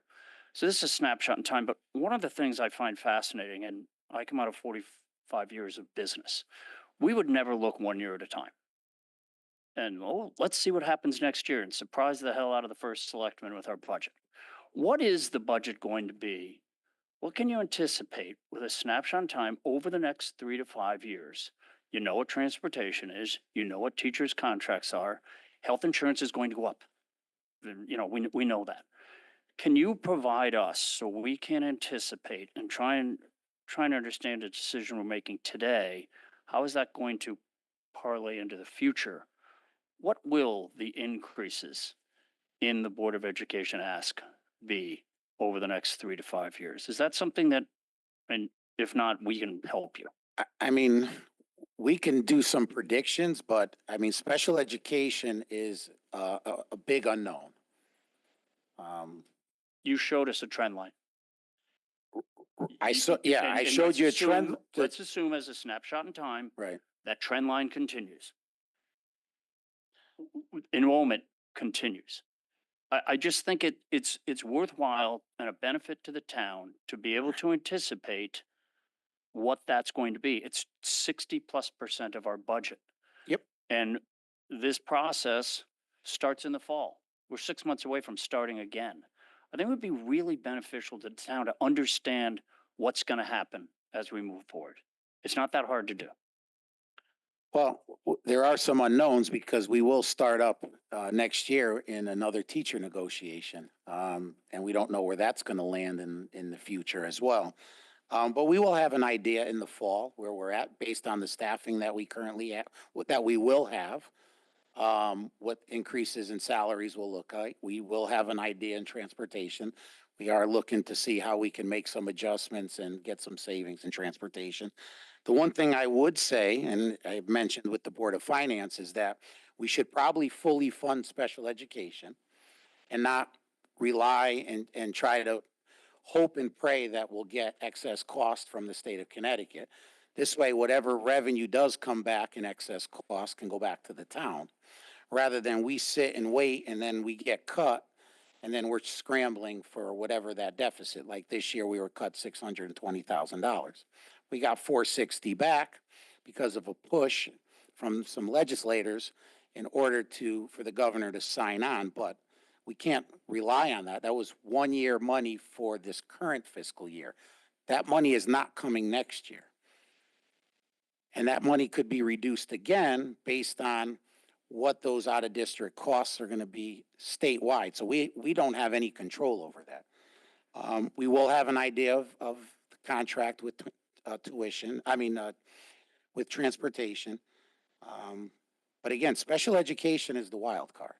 And until we start fully funding special education and not taking guesses as to what our costs are going to be and what we could possibly get back in revenue, it's going to be hard to nail down a number. We also do have, it's not about the enrollments per se, but it's where the enrollment is. So we're already predicting 2 additional sections in elementary school based on enrollment in certain schools in certain grades. But as more and more housing comes online, depending on where those families' children sit in terms of grades and which school they're districted for, we could see an additional need for staffing as late as the first day of school. Okay, so I'll take that. You guys can't do this. Well, we can give you a pretty decent number, but we can't hold us to it. Snapshot in time. There's going to be variables. Sure. I think it's good from a planning standpoint for the town to be able to understand where 2/3 of our budget could be in the next 3 years. Thank you. We have Representative, never mind. I thought we had Representative Donnie, but she's decided to change her mind. Representative Colburn. Thanks, Madam Moderator. I do have more than 2 questions, but I will stick with just the 2 for now. Colin Colburn, District 8. We just talked about enrollment a little bit, and I did have a question there. And speaking to Representative Carroll's point about trend lines, the trend line, and I brought this up last year, if you look at the past, I think 14 years, we have about almost an 11% decline in overall enrollment. We're projecting what looks like a little over a 0.5% decline between 25 and 24. Can you speak to why?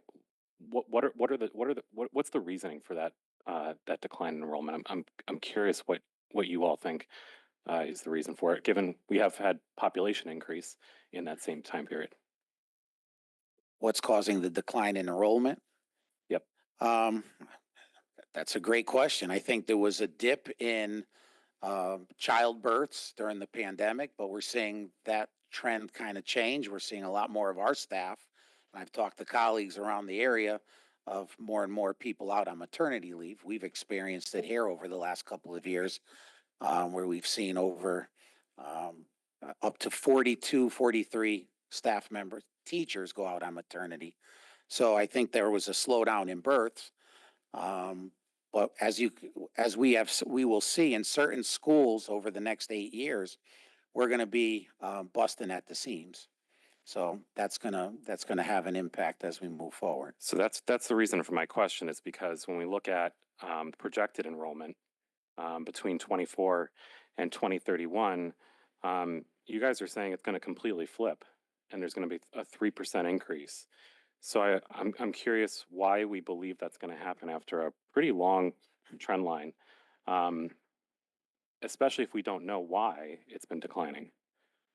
So the projected enrollment that's updated as of January from the consultants that we've used here in Fairfield for many years, we are actually going to get a presentation as to the why on that at our next board meeting on April 22nd. Can tune in, or we can help give you some more information, because our own board had some questions as to what is causing the projection to go in that direction. A lot of it is birth rates, a lot of it is new housing, a lot of it is people coming in from other places. I know a little over a year ago, when we were talking about redistricting, there was some questions as to why there was so many questions from families to not know, because it's been a hot topic for several years. So we did I asked IT to pull some data for me. And outside of kindergarten, there was over 3,000 children since COVID that entered into the Fairfield Public Schools that were not here prior. So obviously kindergarten wouldn't be here prior, but we went backwards. And these were just all new families that came to Fairfield over the last few years. So I think that's part of the reason why we're seeing a trend going the other way is, and obviously the housing that's coming online. And that's another reason why I asked the question. But you know, from my vantage point, I'm pretty active in listening to the TPZ regular meetings. You know, most of the housing that we're adding is not actually adding much in the way of school children. So I'm frankly very confused how we can even come up with, I mean, that's a pretty significant flip, going from almost an 11% decline in 14 years worth of data. And then we're saying after next year, it's going to completely flip to a 3% increase over the next 7 years. Well, I can't speak to what they're saying, but I can just speak in my own neighborhood. There's around the corner from me, 9 houses that are over 3,000 square feet that are almost completed. On a couple of other streets in my neighborhood, there's capes that are being blown out into huge homes as well. So I highly doubt there's not going to be children in those homes. So I think as we see more of that, the gentleman mentioned earlier, permits are coming on. There's a lot of homes being bought and being made into much larger homes. Every day I see it as I drive around the town, and again, in my own neighborhood, I see it constantly. Thank you. I want to add one topic, because I've been following the TPZ issue very closely, and everyone on the board is, and we've had a back and forth with town planning most recently about the plan for conservation and development going forward. We get data from them every year about how many in multifamily developments, which I think you were alluding to. Fairfield is building a lot of those, and over the past many years, the number of children per unit in those developments is like 0.13, 0.15 per unit. So it sounds like, yes, we're not necessarily seeing, families with 4 children go into those units. However, if you have a development that's 100 units, 200 units, it could generate enough children to create extra sections at a school. So if a school like McKinley, which is already pretty full, already using all of its classroom space, if a classroom of 3rd graders goes from 25 to 26, we need to add another classroom. We need to add another teacher. So even small changes in crowded areas of town, we're just seeing primarily multifamily development, that could still have an impact on our budget, on our space requirements, and on our FTE. Thank you. Thank you. Is there anyone who hasn't asked a question? Representative Steele. Thank you. Jeff Steele, District 3. I do have several questions, but I know I'm limited to 2, so I'll ask 2 right now. And they're program related. The New World Language Program, you mentioned, there would likely be some cuts there, as you had mentioned. Tell me how that gets impacted, based on proposed cuts. So it's not cuts. So every 10 years, each of our departments goes through a curriculum review and revision cycle. It was World Languages' turn. So rather than rolling out the entire curriculum next year at all grade levels, we're going to do a half rollout, which means the upperclassmen in the high schools will continue with current curriculum and resources, and this freshmen and sophomores, for example, in the lower levels of the courses will receive the new curriculum and new resources. As a follow-up, not as my number 2 question, but what is that new curriculum in terms of what they'll get based on? Well, it's all aligned to the new standards, national and state standards when it comes to foreign language. Are you cutting out languages, whole languages? No, we're not cutting anything out. It's just the rollout of the curriculum and the new resources that go along with it, the books and those things. Okay. We happen to rank like last in the world in terms of language, but that's just a general comment. The second question is in terms of the mental health sort of curriculum that you have, both sort of awareness education among students as well as training among teachers. Maybe it's QPR training or other training. I look here, and I don't know if this is all under psychological services, but looks like an $18,000 decrease.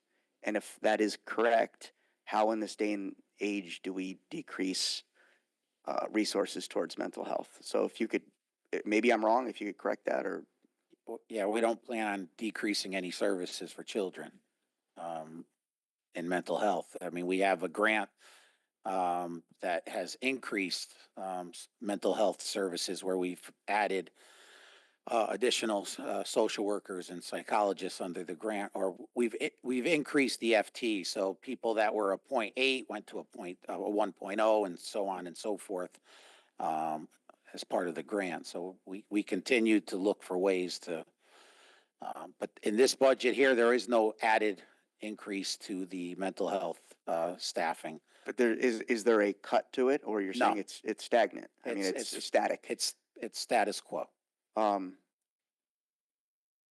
But I mean, having heard what you just said, wouldn't we consider putting more resources into that? I mean, I know resources are precious right now, but it seems to me with two suicides at Fairfield Ward that would be a major program enhancement year after year after year.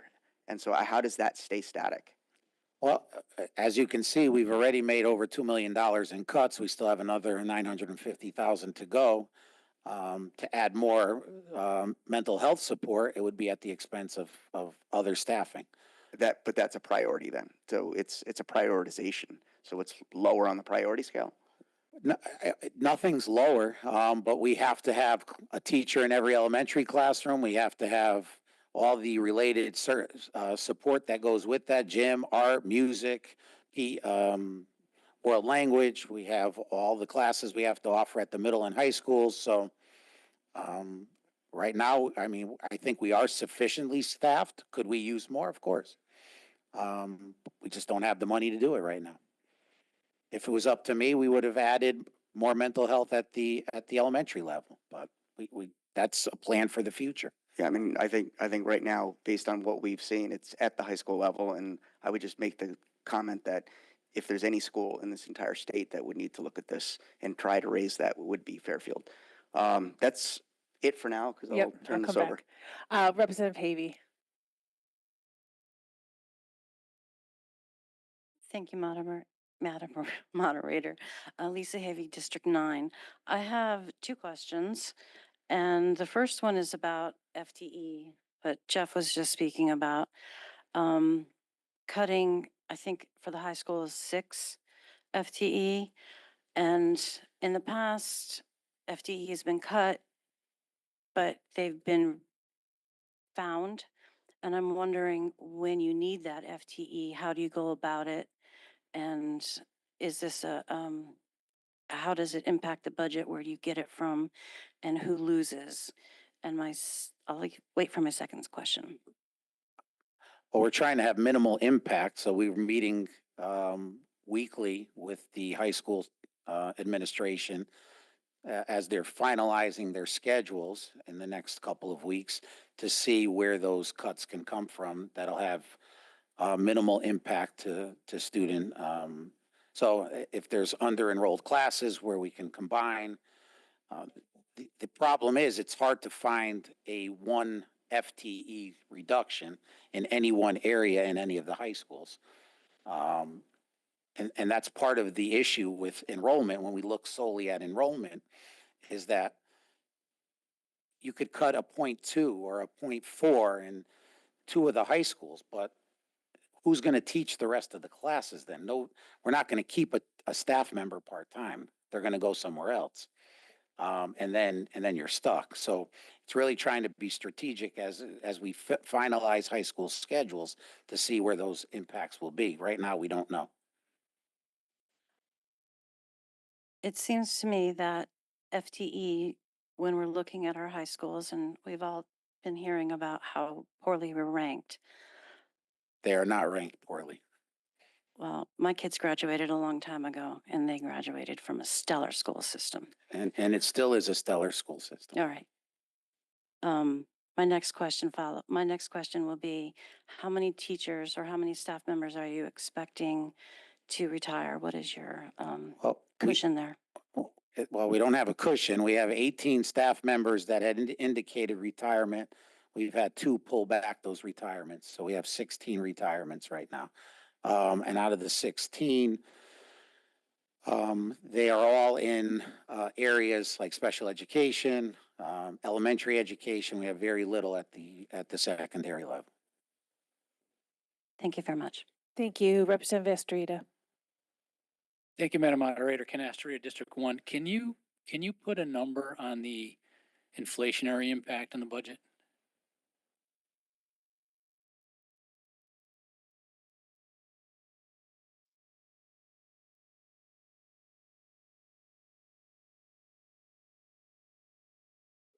Dollar a percent. How about both? I mean, That's what happens when you give me a choice. I mean, just in the maintenance side, talking with Angelus, just regular routine products that we use on a daily basis, we've seen anywhere from 5 to 10% increases. Some of our vendors have increased in some of the same utilities, while usage is down. If you've all looked at your UI bill lately, costs are up. So we've had a nice decrease in usage year over year, but we've seen about a $500,000 increase in costs. So, and then obviously the salary increases that were part of the budget that ate up almost 5%. Yeah, I mean, I wouldn't consider the salary increases inflationary. I'm just talking about, the general costs of the goods and services. If there's a way you could, calculate that number to give us some idea, I think that would be helpful. And I have a second question here, and it's kind of along the lines of what Representative Carroll was talking about. I think if you have the ability to put together a 3-5 year budget projections, it gives you the ability to look out into the future and see what the drivers of cost are coming down the road, so you can take actions before they become problems. And one of the things that I'm seeing, and I'm trying to get an understanding is the cost associated with serving the kids who have special education requirements. Can you give a little bit more detail in terms of the costs involved with that and how that drives the overall budget? Well, the costs vary depending on the needs of the child. So if we can service, as I mentioned, we service students in district. There's a cost avoidance of over $16 million for the number of students that are here. And then you get the cost of the students that are out of district. Let me just go back to that slide.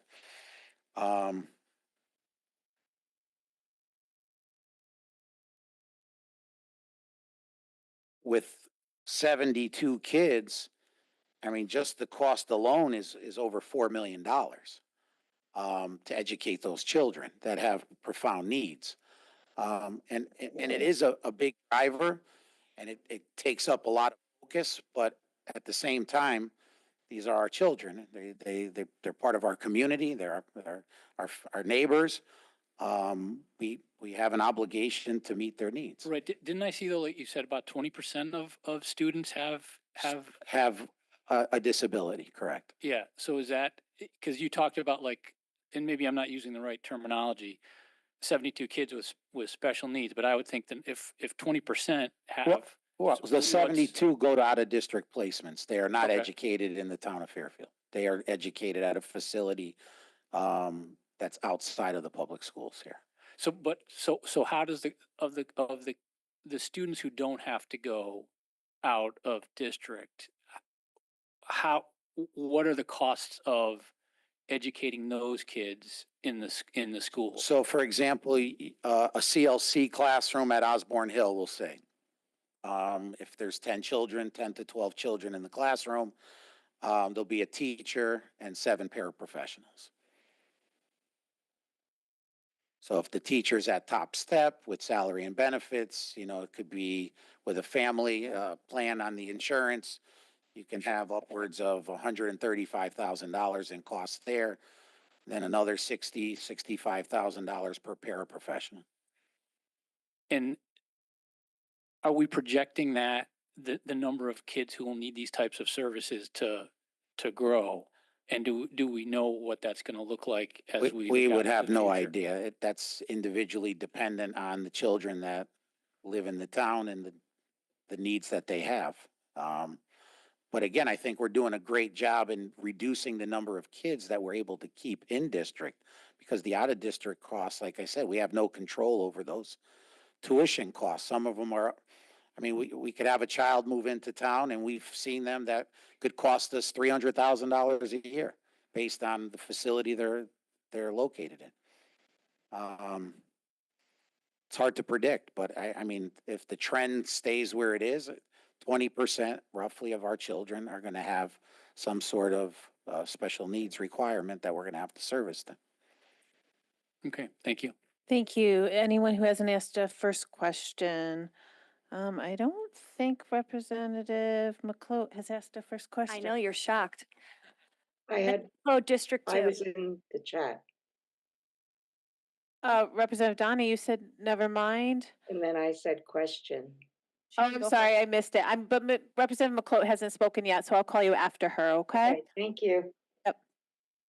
Megan McCloat, District 2. Hi there. I'm going to start with a statement because I think it needs to be said. You're taking a lot of heat tonight, and I think you're powering through, and I think that's important. And I think it really needs to be said. I take great exception to the comment about the quality of our school district, because I think it's very important that we all recognize we're all here to do really good work to make sure we continue in a good school district. So if anybody feels otherwise, I think we're all wasting a whole lot of time at this table. Thank you. So I'm going to talk and shift a little bit to where we can find the money, because I think that's our issue.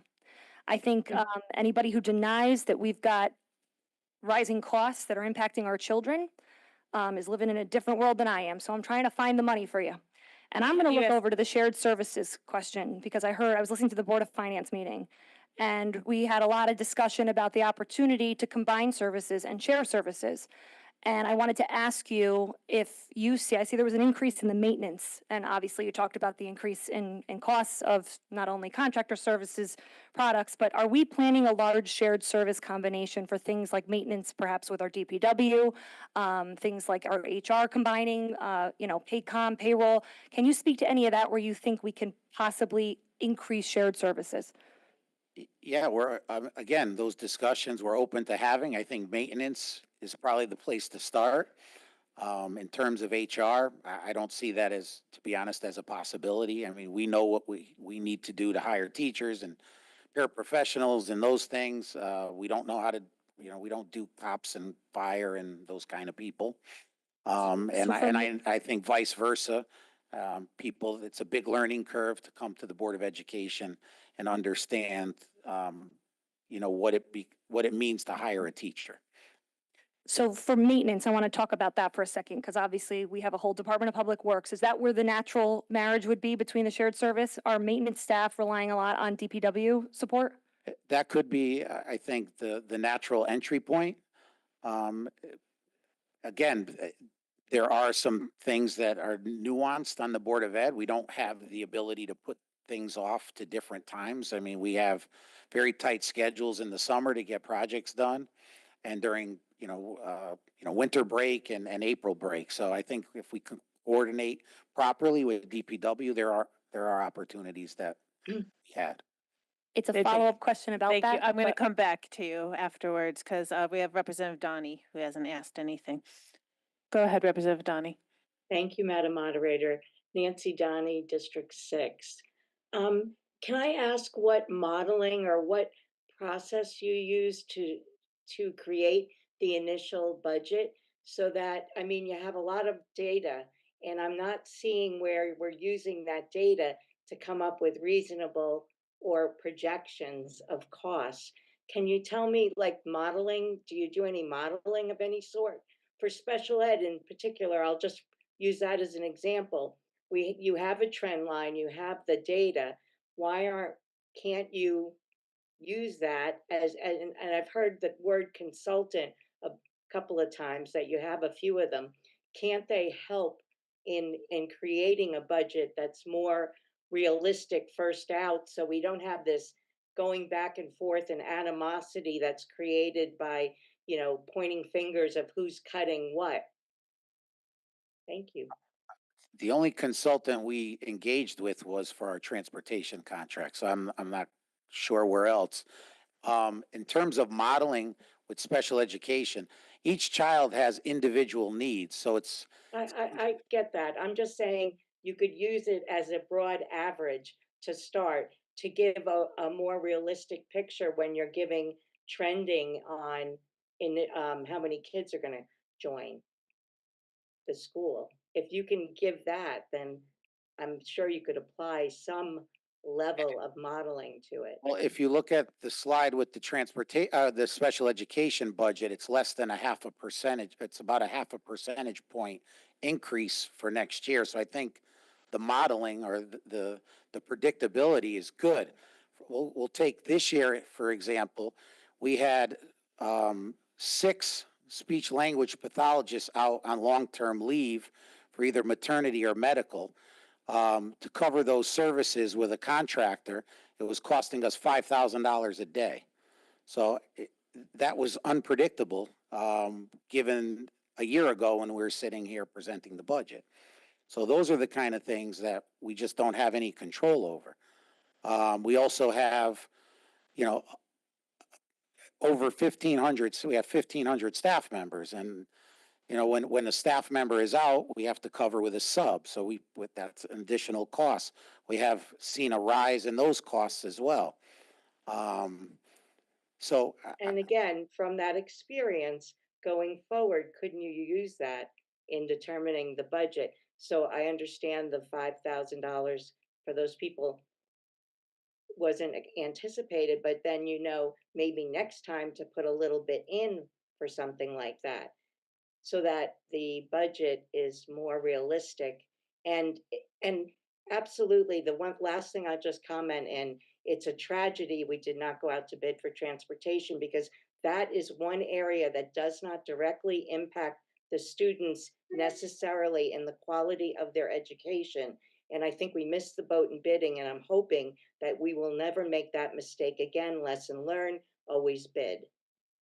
Well, again, talking to the transportation consultants, Right. we didn't make a mistake there. But given that we haven't had a deficit in the last couple of years and we haven't come back, nor have we had a huge surplus, I think our budgeting process is pretty good. Again, we couldn't predict, and we're still on track to end the year on budget if we continue as we have in our spending. That we'd have less utility usage, but a $500,000 increase to our costs. So I think our modeling in determining our budget is pretty good, because we haven't asked for a dime. And we've also had emergency projects, like I mentioned, that total almost $300,000 in maintenance. So I can't see where our budgeting processes are in question. Thank you. Nothing further.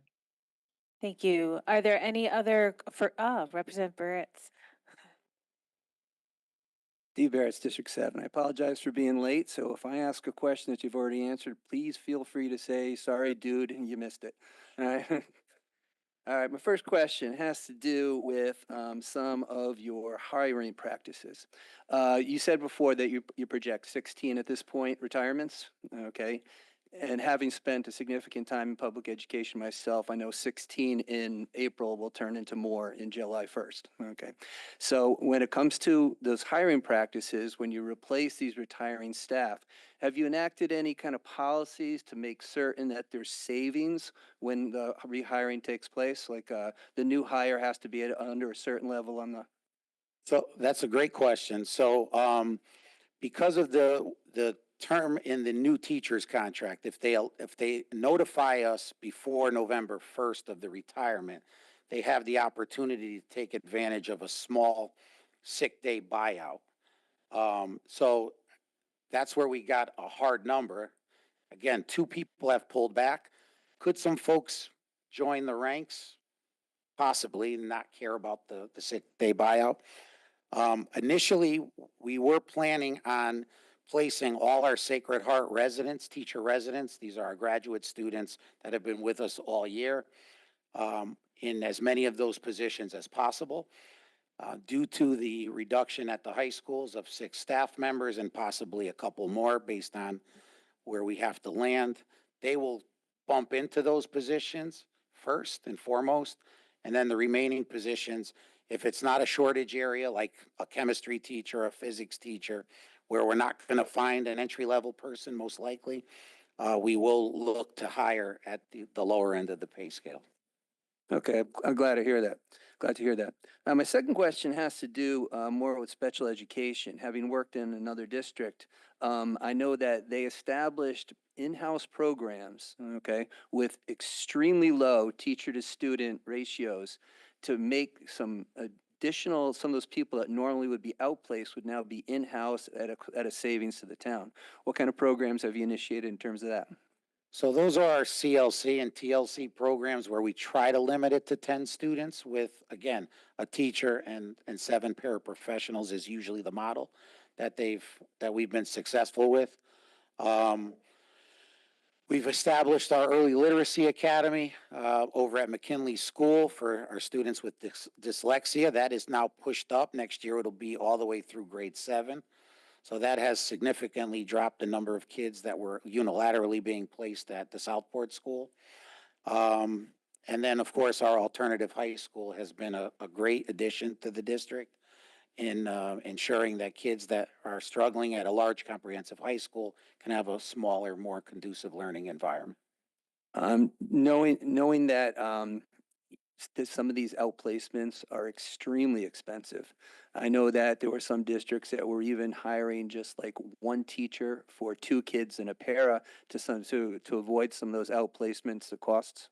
So what we tried last year, we worked with our CLCs in hiring an additional teacher and reducing by 2 paras in order to have for 2 classrooms, 3 teachers, and then a less allocation of paras. We tried that this year at 2 schools. It seems to be more effective. The other schools with CLC seem to want to try that model next year as well. Okay, thank you. Thank you. Is there anyone who has not had a first round? Representative Woke.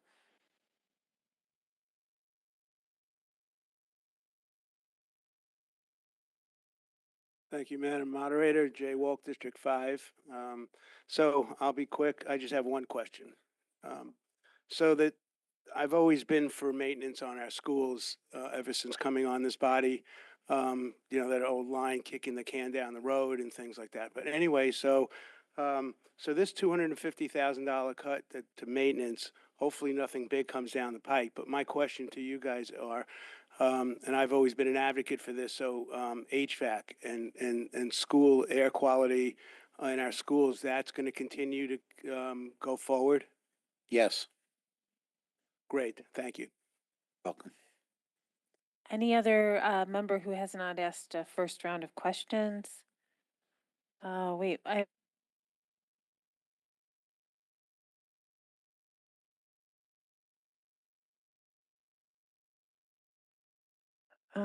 let me see. I don't. Oh no, everyone there is asked. Okay, I think everyone who wants to has asked one question. I currently have 7 members wanting to ask second questions.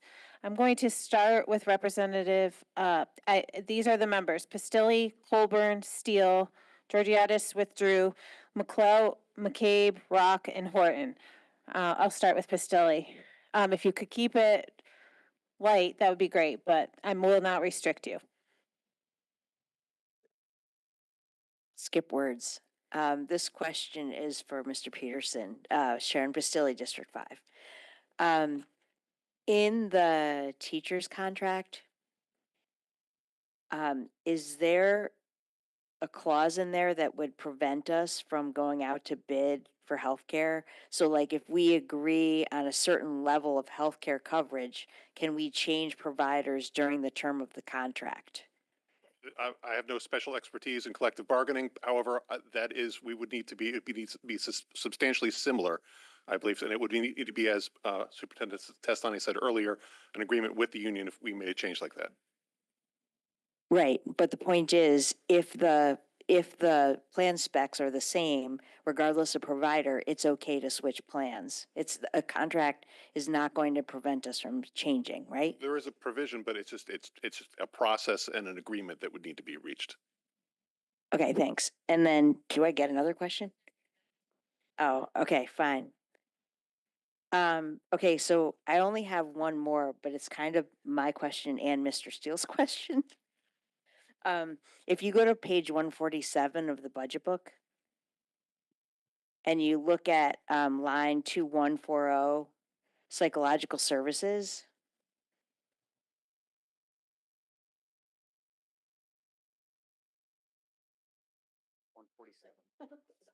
it's page 147 in the book, and it's the 5th one from the bottom, 2140 psychological services. So if you look at the delta, the percent change column, that's 0.73%. That's the difference between 2532 and 2513. But isn't 24-25 the revised budget? Isn't 2292 the real number? So in fact, psychological services have increased year over year? Isn't the delta on the wrong column? So the delta is a budget to budget, so it does decrease, but when you look at against the actual expected spending this year, we're up. So there were some that we bid out, I think a contract for psychological services that resulted in more favorable outcomes, so. Right, but is 2425 the actual number? Revised budget, is that the actual number? The revised budget is the anticipated projected spending for this year? Yes, right. So like actual year to date and projected for the rest of the year. Yes, correct, I'm sorry. Okay, so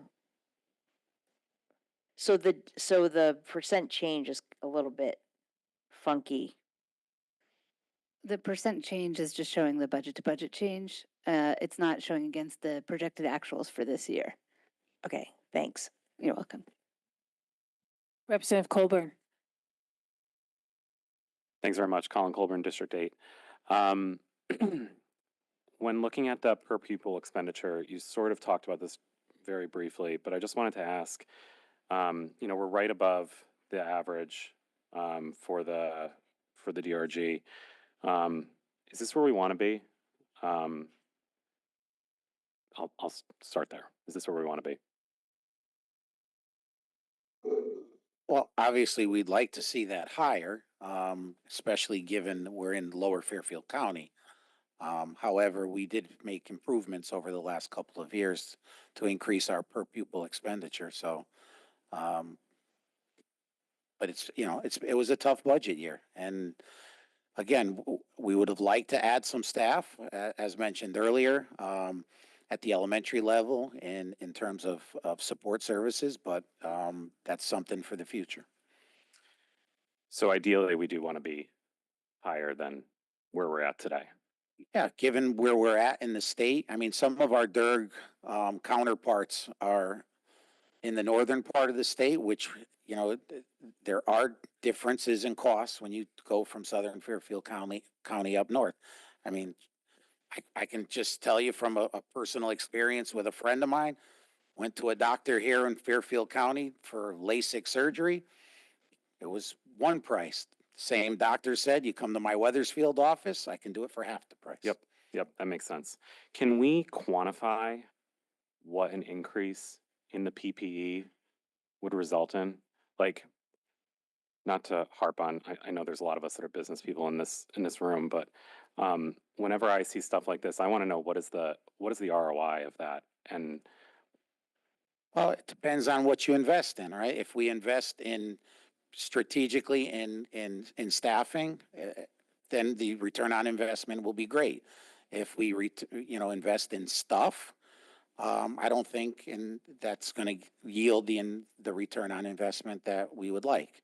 So, I mean, we could buy more interactive boards, and of course, we'd like to replace all the smart boards and things with more up-to-date technological user-friendly for our teachers to help them instruct. But if we invested in, school counselors at the elementary level to help provide some of the social emotional instruction and support, I think we'd get a lot better return on investment than we would in buying goods and services. Okay, I'm going to shift gears just a little bit and ask a 30,000-foot question, which I promise will make a little bit more sense. You mentioned, I think we have about 92% of our high school students go on to college, correct, today? Post-secondary, correct. Is that in line with what we've seen for the past decade or so? I can't speak to prior to my arrival, but it's a slight increase over the last couple of years. I think we went from 90 point something to 92%. The reason I ask that is because if you look at the national trends, that is declining, especially among young men. And I'm just curious, how are we? And I know that we live in a very specific demographic. I think we all can agree on that compared to the rest of the country at large. But I'm just curious how we're thinking about that and maybe planning for opportunities that kids possibly are going to pursue over the next 5-10 years that are not post-secondary education, and how we're equipping them to be successful people. So our high schools have been working collectively over the last year on creating career pathways. And we're almost complete in putting all the courses into the pathways. That will give kids a roadmap to see if they want to explore certain careers after they leave us. I do think that we need to start looking at spending some more of our dollars in programs such as our shops and our, the old industrial arts types, but there are programs in advanced manufacturing and other things and partnerships that we're working with Goodwin University, for example. We've also have some discussions with Gateway Community College. They have a tremendous auto program there. So we're trying to think outside of the box because we know that given the costs of college tuitions in today's market, not every child can afford to go to college, nor, again, the return on investment may not be there, and they want to pursue other avenues. And then this is my last question, I promise. So with my questioning, I'm going to summarize and then ask one question. We have enrollment that I'm going to meet in the middle with you and say, let's say between now and 2032, we have flat enrollment, right? We don't really see much of a decline. We don't see much of an increase. And then we also have a goal, it sounds like, and I know you didn't state it as a goal, but I'm gonna read the tea leaves and say that we have a goal to increase our PPE, our per pupil expenditure, while at the same time we probably have to be thinking about what I just asked related to different types of programming and curriculum that is not just geared towards getting kids ready for college. I would assume that is going to that puts more pressure from a budgetary perspective in the long run. Would you say that that's true? And then I have a follow-up question to that. Well, I would just say the goal is not to increase the per pupil expenditure. I don't think that. I thought that was. Well, I mean, if we spend more money, obviously we're going to have more. We're going to increase the per pupil expenditure. I think we need to be very strategic, though, before we spend, to make sure that first of all, we always look for offsets. So if we're introducing new courses at the high school, for example, that's going to come at the expense of something else. There's only a finite number of periods in a day, number of credits a child can earn. So we're always looking for offsets before we increase the budget. And I think going back to our earlier question, I think that's what's allowed us to keep our 3-year average lower, because we did find offsets prior to ever getting to the Board of Education. And I guess the last thing that I want to ask about is, with this almost $1 million gap that we have today, what is the risk that we are deferring to the future, given kind of the conversation we've just had? And I would personally, like this is comment, I would have loved to have seen like a little bit. I know I'm saying the ROI thing again, but I would have loved to have seen like some sort of dollar value that we are, to Representative Wolk's point, that we are kicking down the road and the potential risk that's associated with that. Well, there won't be any wiggle room again. If there are any emergency maintenance projects, we will have to come back to the town for assistance there. We had, again, I demonstrated $285,000. There was actually a little bit more. And then on top of that, if you're all aware, we had a recent incident that, the town is obviously helping us closely with having to replace the light stanchions at Fairfield Ward High School because one fell and the rest were deemed unsafe. So that's going to be an additional cost. There will be the $250,000. Whatever maintenance projects don't get done this summer will be kicked out to next summer. The world language, the remainder of the rollout will be kicked out to next year to start the year.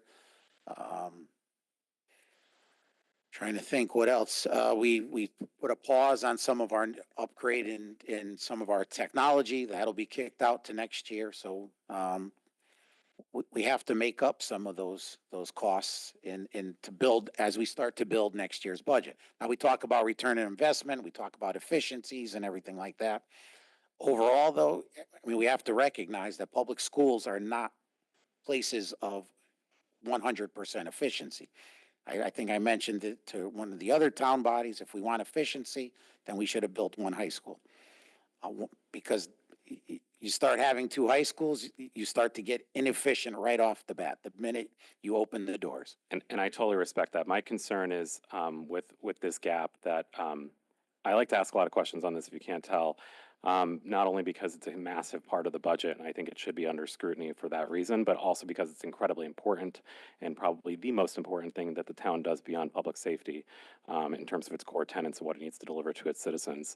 So that just has me concerned, because I have a feeling that if I'm here next year, I'm going to be asking even more questions, because I'm assuming that the increase is going to be even greater. We're going to try to minimize the increase next year.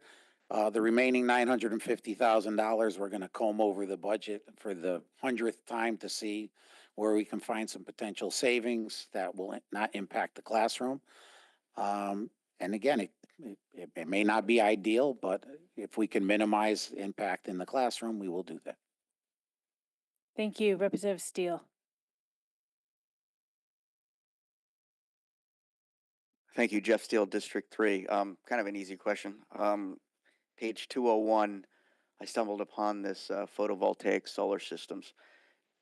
Is there a reason the last 5 years the actual savings or the realized savings have not been mentioned? Just looks like every year it's, oh, let's not do it, or I don't know what, but it says Fairfield Public Schools waiting for the issuance of an updated savings determination methodology from Town of Fairfield Finance Department. I mean, that's 4 years of numbers. Could be pretty impressive. That continues to grow as it seems to be growing. TBD, 4 columns, 4 years.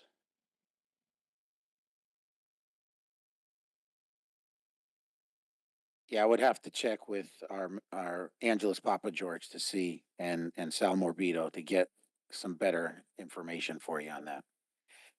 Yeah, okay. Does the Town of Fairfield Finance Department have any comments on this since they're here? Can the first selectman answer that? Yes, if he has answers. Yeah, so the only thing I can think of is under the prior administration, the chief administrative officer put a stop to new agreements, and he felt that there was an error in the calculation of savings and wanted to recreate, how that calculation is done. But I don't know what the current status of that is or whether it's been resolved. What would it take to update those numbers? Because they could have implications for, further solar in town if it's successful. I'm just curious, what do we need to do to update that? I mean, typically that was done by Angelus Papa George, and I think from what I understand, Tom Bremer objected to his calculation. So he would need to sit down with us and show us how he calculated or would calculate it. It's not, I'm in favor of doing more solar agreements if there are. Well, regardless, I mean, even if it's break even, we should be looking at solar. If I might also add, just Mr. Morabito and Mr. Papa George are in the process through a contract with a synergistic that has a baseline of our energy usage with monitoring that happens every quarter, well, monthly, but a report comes out every quarter. And we're down significantly in usage attributable to interventions that Synergistics is working on in collaboration with our maintenance and facilities group, including the solar. So we'd be happy to come back and have them do a report on that. As Mr. Testani mentioned, our costs are up $500,000 above the budget and up from last year because of rates. But fortunately, we do have decreased usage, so it's keeping us within a reasonable limit. That said, that's something that they do monitor ongoing. So solar, kilowatts for energy, and as well as the gas usage. And we'd be happy to come back. Yeah, I would think you'd want to know that. I think you'd want to know what kind of savings there are on the panels that you guys paid for and installed years ago, because it's a great thing to consider further in the town, as I said. I mean, I think we should know. I think the town should know. I think you guys should know. I would ask if you could find that out and figure out a way. It was an agenda item. Our facilities committee has taken up the solar again. It was an agenda item on this morning's meeting that unfortunately we ran out of time. We couldn't get it, so it'll be on the next agenda. Okay. An update on solar and, what are the thoughts moving forward since we haven't done a project in a little while. Okay. Second question and last question is, first of all, I like the mention of sort of a long-term projection that Representative Carroll brought up and Representative Colburn mentioned. I think it's a good idea.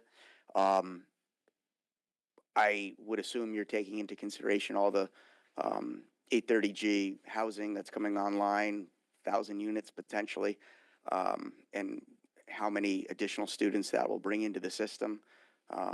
Has that been part of your equation and forecast? We work with formerly SLAM, now M&P. The districts use them in Malone, McBroom before that. They do all our projections. Again, they're coming to present the 8-year projection that was updated in January at our April 22nd meeting. So I'm sure there'll be a ton of questions of them from the Board of Education members to get an idea of where their projections are coming from and what data they're using to come up with those numbers. Okay. I would be shocked if that's not a huge factor in terms of this increase in enrollment that you've talked about and we've all asked about. It has to be impactful. Sure, and we rely on them for our numbers. I know it's not an exact science, but I trust in their work. They've been doing it a long time. I'm an educator. I'm not a demographer, so we have to rely on them. But there is some unpredictability in who's moving into those once those projects are complete. Thank you. Representative McClote.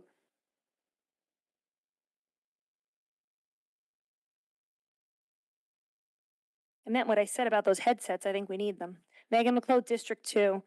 I just like, again, to start off, I was in a train of thought with my questions about shared services, but I'd be remiss if I didn't mention how important I think it is that we really try to find synergies between our Board of Ed and our town administration. I think it's no surprise to anybody here. I work the city of Bridgeport and we're dealing with a lot of breakdowns of communication there. And I would just hate to see that happen here. So I think the synergies is where we can really focus on how we can maybe find some funds to offset issues that might be beyond our control. I had asked earlier, which again, I wanted to follow up with this question, is whether or not we're utilizing DPW for a lot of the maintenance things. I've heard a lot about maintenance. And we heard in previous meetings about confusion with our parks and with which fields and all this. So I'm just trying to really get to the bottom of where we can actually combine services, save some money. And so I guess I want to ask, are we sharing services to help maintain some of these fields with the maintenance? Currently, no. Is the plan to do that? We're open to discussions, but right now, we, for example, snow removal, we contract out. Salting, we contract out. And I think those are some new within the last several years prior to my arrival. That's been a shift. We do have grounds maintenance that we contract out. So on those contracts, actually, that's a good point, because I know there's been a whole lot of heat about this transportation bid and not bidding. And I am not aware that there's that many people that actually provide transportation for There's school not. buses. I think there might be 3. There's- So I'm going to get to the bidding issue about that contract issue you just mentioned. So do we typically pick the lowest bidder from the Board of Ed? Or, I mean, are there instances where we don't? There's instances where we don't based on some of the other nuances. So for example, we did pick the lowest bidder for our grounds, our school grounds, when we went out to bid. We were also very unhappy with the service that was being provided by the previous vendor. We're extremely happy with the current vendor and contractor. We did not pick the lowest recently on our field bid, but when you factor in all the ancillary costs, because it wasn't an apples to apples bid, the bid we chose was all inclusive of everything. The other bidder, we would have to go out and provide the products. And then there was always extras that came along with it. So when you factored all that in, it was almost probably an even bid. But on the surface, it looked like we did not pick the lowest bidder. And who was that in that bid? Becker. Becker Landscaping. Yes. Okay. And if there's going to be a combination of shared services, do we expect maintenance to roll up under DPW if that's in the discussion? I would assume they're probably the bigger entity is DPW. Does the town want to answer to that? If that would be in the long-term plan for, if the shared services go through to try to find some money here, are we going to roll up maintenance under DPW? Well, we don't have a plan yet. We haven't met yet. So I can't really answer that, but that may make sense. Okay. And does DPW report directly to you for Selectman Gerber? It did up until recently, but if your question relates to Mr. Becker overseeing his brother's company's contract, is that what you're getting at? I'm trying to see where we can share services to find money for the Board of Ed, but I am concerned about that. So if you could answer that. Well, that we'll have to manage. I mean, we'll have to make sure that is done in a way, if it comes about, but you're sort of getting a little bit ahead of us right now. Okay. So we know what we have to do. We have a town attorney, and we know what we would have to do to make sure any relationship is appropriate. Are there any other bids, Superintendent Testani, that you can think of where we didn't choose the lowest one, knowing we were coming into this larger, I don't want to call it a fiscal crisis, because I know that the connotation that carries, but we knew we were coming up here, right? We had this teacher's contract. We forecasted this as, I think it was Rep. Carson said, we kind of knew where we were coming. Were there any opportunities where we could have chosen a lower bidder on other options other than this one we just discussed for different reasons? No. Thank you. Representative McCabe. Michelle McKee, District 4. I just want to say we appreciate, I know that education's the biggest piece of our budget, so I know y'all get a lot of questions from all the boards. I think a quick correction before I ask my question to Mr. Peterson. I think you may have said, but I may have misheard 1.5 school kids per unit. Okay, thank you. I thought I misheard. No, I probably misheard. I wanted to say that I really appreciated, and this has to do with, I know we have some FTE cuts that are on the horizon. I know that there are a lot of pressures on this budget. You mentioned that we have a top arts program, which I so appreciate. It happens to be sort of an area of particular interest of mine. And I know that we're looking at different career pathways. I know we have a lot of requirements as far as graduation is concerned. And I know that puts a lot of pressure on you and on the students that are trying to graduate. And I know that we did have some challenges with new graduation requirements that have to get folded in when you have like an upcoming class and things get kind of Correct. messy. So I know that one of the requirements is an arts requirement. And I was noticing in the program of studies, there are a lot of classes that don't look particularly arts that are eligible for arts credits. And I'm wondering two things. One, with new classes coming through and that adjustment being made, if we're going to be seeing some things move around because there's computer engineering, technology, transportation technology, different classes like that are being called art that are definitely not art. We actually met this afternoon, and went through the list again to refine it.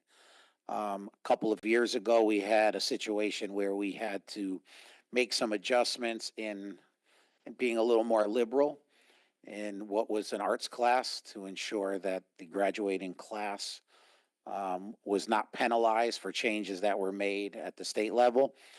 We've with the high school principals this afternoon, we actually went through those, and we pulled a lot of those back that were still left over from that period. That's really good to hear. Is that going to be made? Is it going to go on the website or something so we could take a Yes, look at it? yes, Oh, that's going to be great. immediate. Thank you. I appreciate that. Representative Rock. Thank you, Dave Rock, District 2. I just wanted to get to out-of-district placement, and I heard Superintendent Testani that you had said there were students that were costing us $300,000 for out-of-placement. Can you sort of talk to that a little bit? We've had some hefty price tags on out-of-district placements. The most recent one that was pretty large, a family moved into town and the child was already placed at a facility out of state. Okay. And that would cost, so what kind of profile is that kid? Yeah, I can't get into that, but It it's has to, yeah, there's budget severe related. there's In general? This a is child budget that related. has severe needs. Okay. All right, thank you. Representative Horton. Hi, Margaret Horton, District 10. Just a really quick question, I think. Just going back, you had mentioned before, I think that with easing sort of the burden of retirements, things like that, we get a lot of support from the Sacred Heart teacher kind of training program. And obviously, unfortunately, in February, they had that $3.38 million grant rescinded from the federal government for their teacher training program. I didn't know if that was going to actually trickle down to the districts where those teachers are working, and if we're going to end up having kind of incurring additional costs because we're potentially losing people from that program. No, unfortunately, the grant that they received was only to serve Stanford and Bridgeport and any Okay. other alliance districts with that particular residency program. Any relationship that we have was outside of that grant. Okay, thank you. Thank you. Representative Carroll. Thank you, Madam Moderator. And thanks for answering all the questions. You don't seem thin-skinned. We've been elected to represent, our constituents. Some want us to spend more, some want us to spend less. So we have to ask these hard questions. So I appreciate you answering them. I had two quick questions. One of them I think you've answered, and I'll be there on the 22nd. There's no footnote to where the projections of the student enrollment will be over the next 7 years. I assume it's the company you mentioned would be at the Board of Ed. Yep, M&P. Okay. All right, that's not footnoted, but thank you very much. That's good to know. Secondly, and this is very small, but why does Fairfield University not participate in that college prep program? It sounds like every other secondary school in the county does, and they don't. I couldn't answer what the requirements are if there's been discussions. I know our two student support folks, both at Ward and Ludlow, have been working closely to, on the early college experience. Couldn't answer that right now.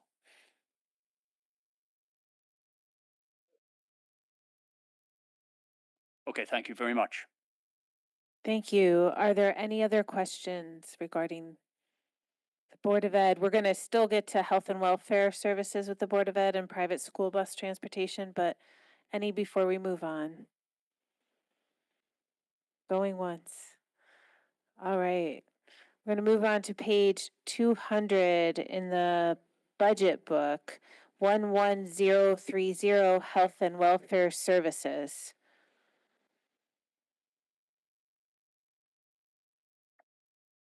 You got this, Ms. LaBurse? Is that? Yes.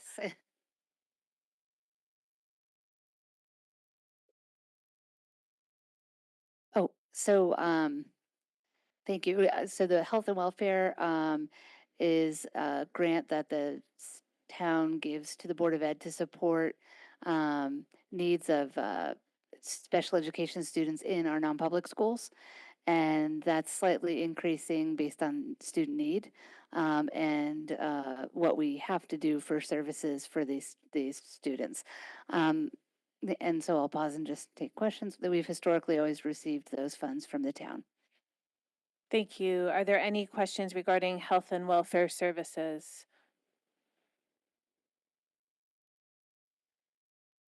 Seeing none, we'll move on to page 73 in our town budget book, 2531, private school bus transportation. Okay, thank you. So the private school bus transportation, this is similarly for students that, we transport through our first student contract, for the non-public students.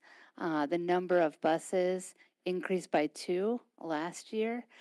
This year, from this current year to next year, the proposed year, it's staying flat.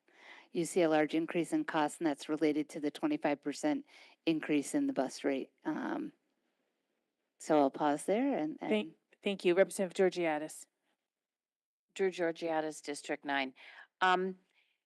I know from when my kids attended public school, you had to be a certain distance from the school in order to qualify. Do the private school bus transportations have the same exact like rules? Because in my neighborhood, it doesn't look like that.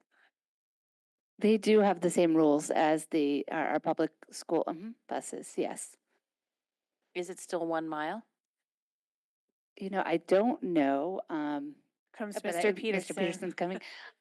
Because we're dealing with this intimately as we're looking at our public school buses. The state guideline for elementary school is 1 mile. The policy that's currently in place for Fairfield Public Schools is 0.75 miles for elementary school bus radius. Okay, maybe that's the difference because my kids are older. So anyway, thank you. Any other questions regarding this item? Representative McClote. So just to, Megan McCloud, District 2, just to clarify, this would impact private school busing the same if we change the policy. Correct. And what would the anticipated savings for that be? I know there's been a lot of discussion about our public school busing, but what would the savings be for this? Yeah, so we haven't calculated, you mean if the distance were to increase? We haven't really calculated the savings. We've just begun to present the impact, but we haven't calculated the savings associated with that. It's complicated because, you know, there's sidewalk, you have to take into account where the kids can cross or not cross. So it's not like a direct, if you just increase it from 0.75 to 1 mile, that it would evenly impact all the kids within that zone. So we don't have an estimate at this point of what the savings would be. That's something we could get, though? I mean, you have the number of students, right? So is that an analysis we could ask for? Certainly, yeah, that's something that the board is working through on the board side, and we would certainly include the non-public, were that to be part of the conversation, yes. Great, thank you. Thank you. Any other questions regarding this item? Seeing none, I wanted to just thank all the members of the Board of Finance or Board of Ed that came today. We really appreciate you. Thank you. Thank you. Is there any other questions regarding any of the items on today's schedule? I just want to let everybody know that tomorrow we will be discussing the parking authority budget. Representative Steele did ask that to be brought, and due to the late changes, I did allow for that to be added. So that will be discussed tomorrow, as well as the Kennedy Collective non-for-profit. There was a change in their leadership, and so we unfortunately had the wrong person reporting to us. That's why they didn't show up on Monday. So they'll be here as well.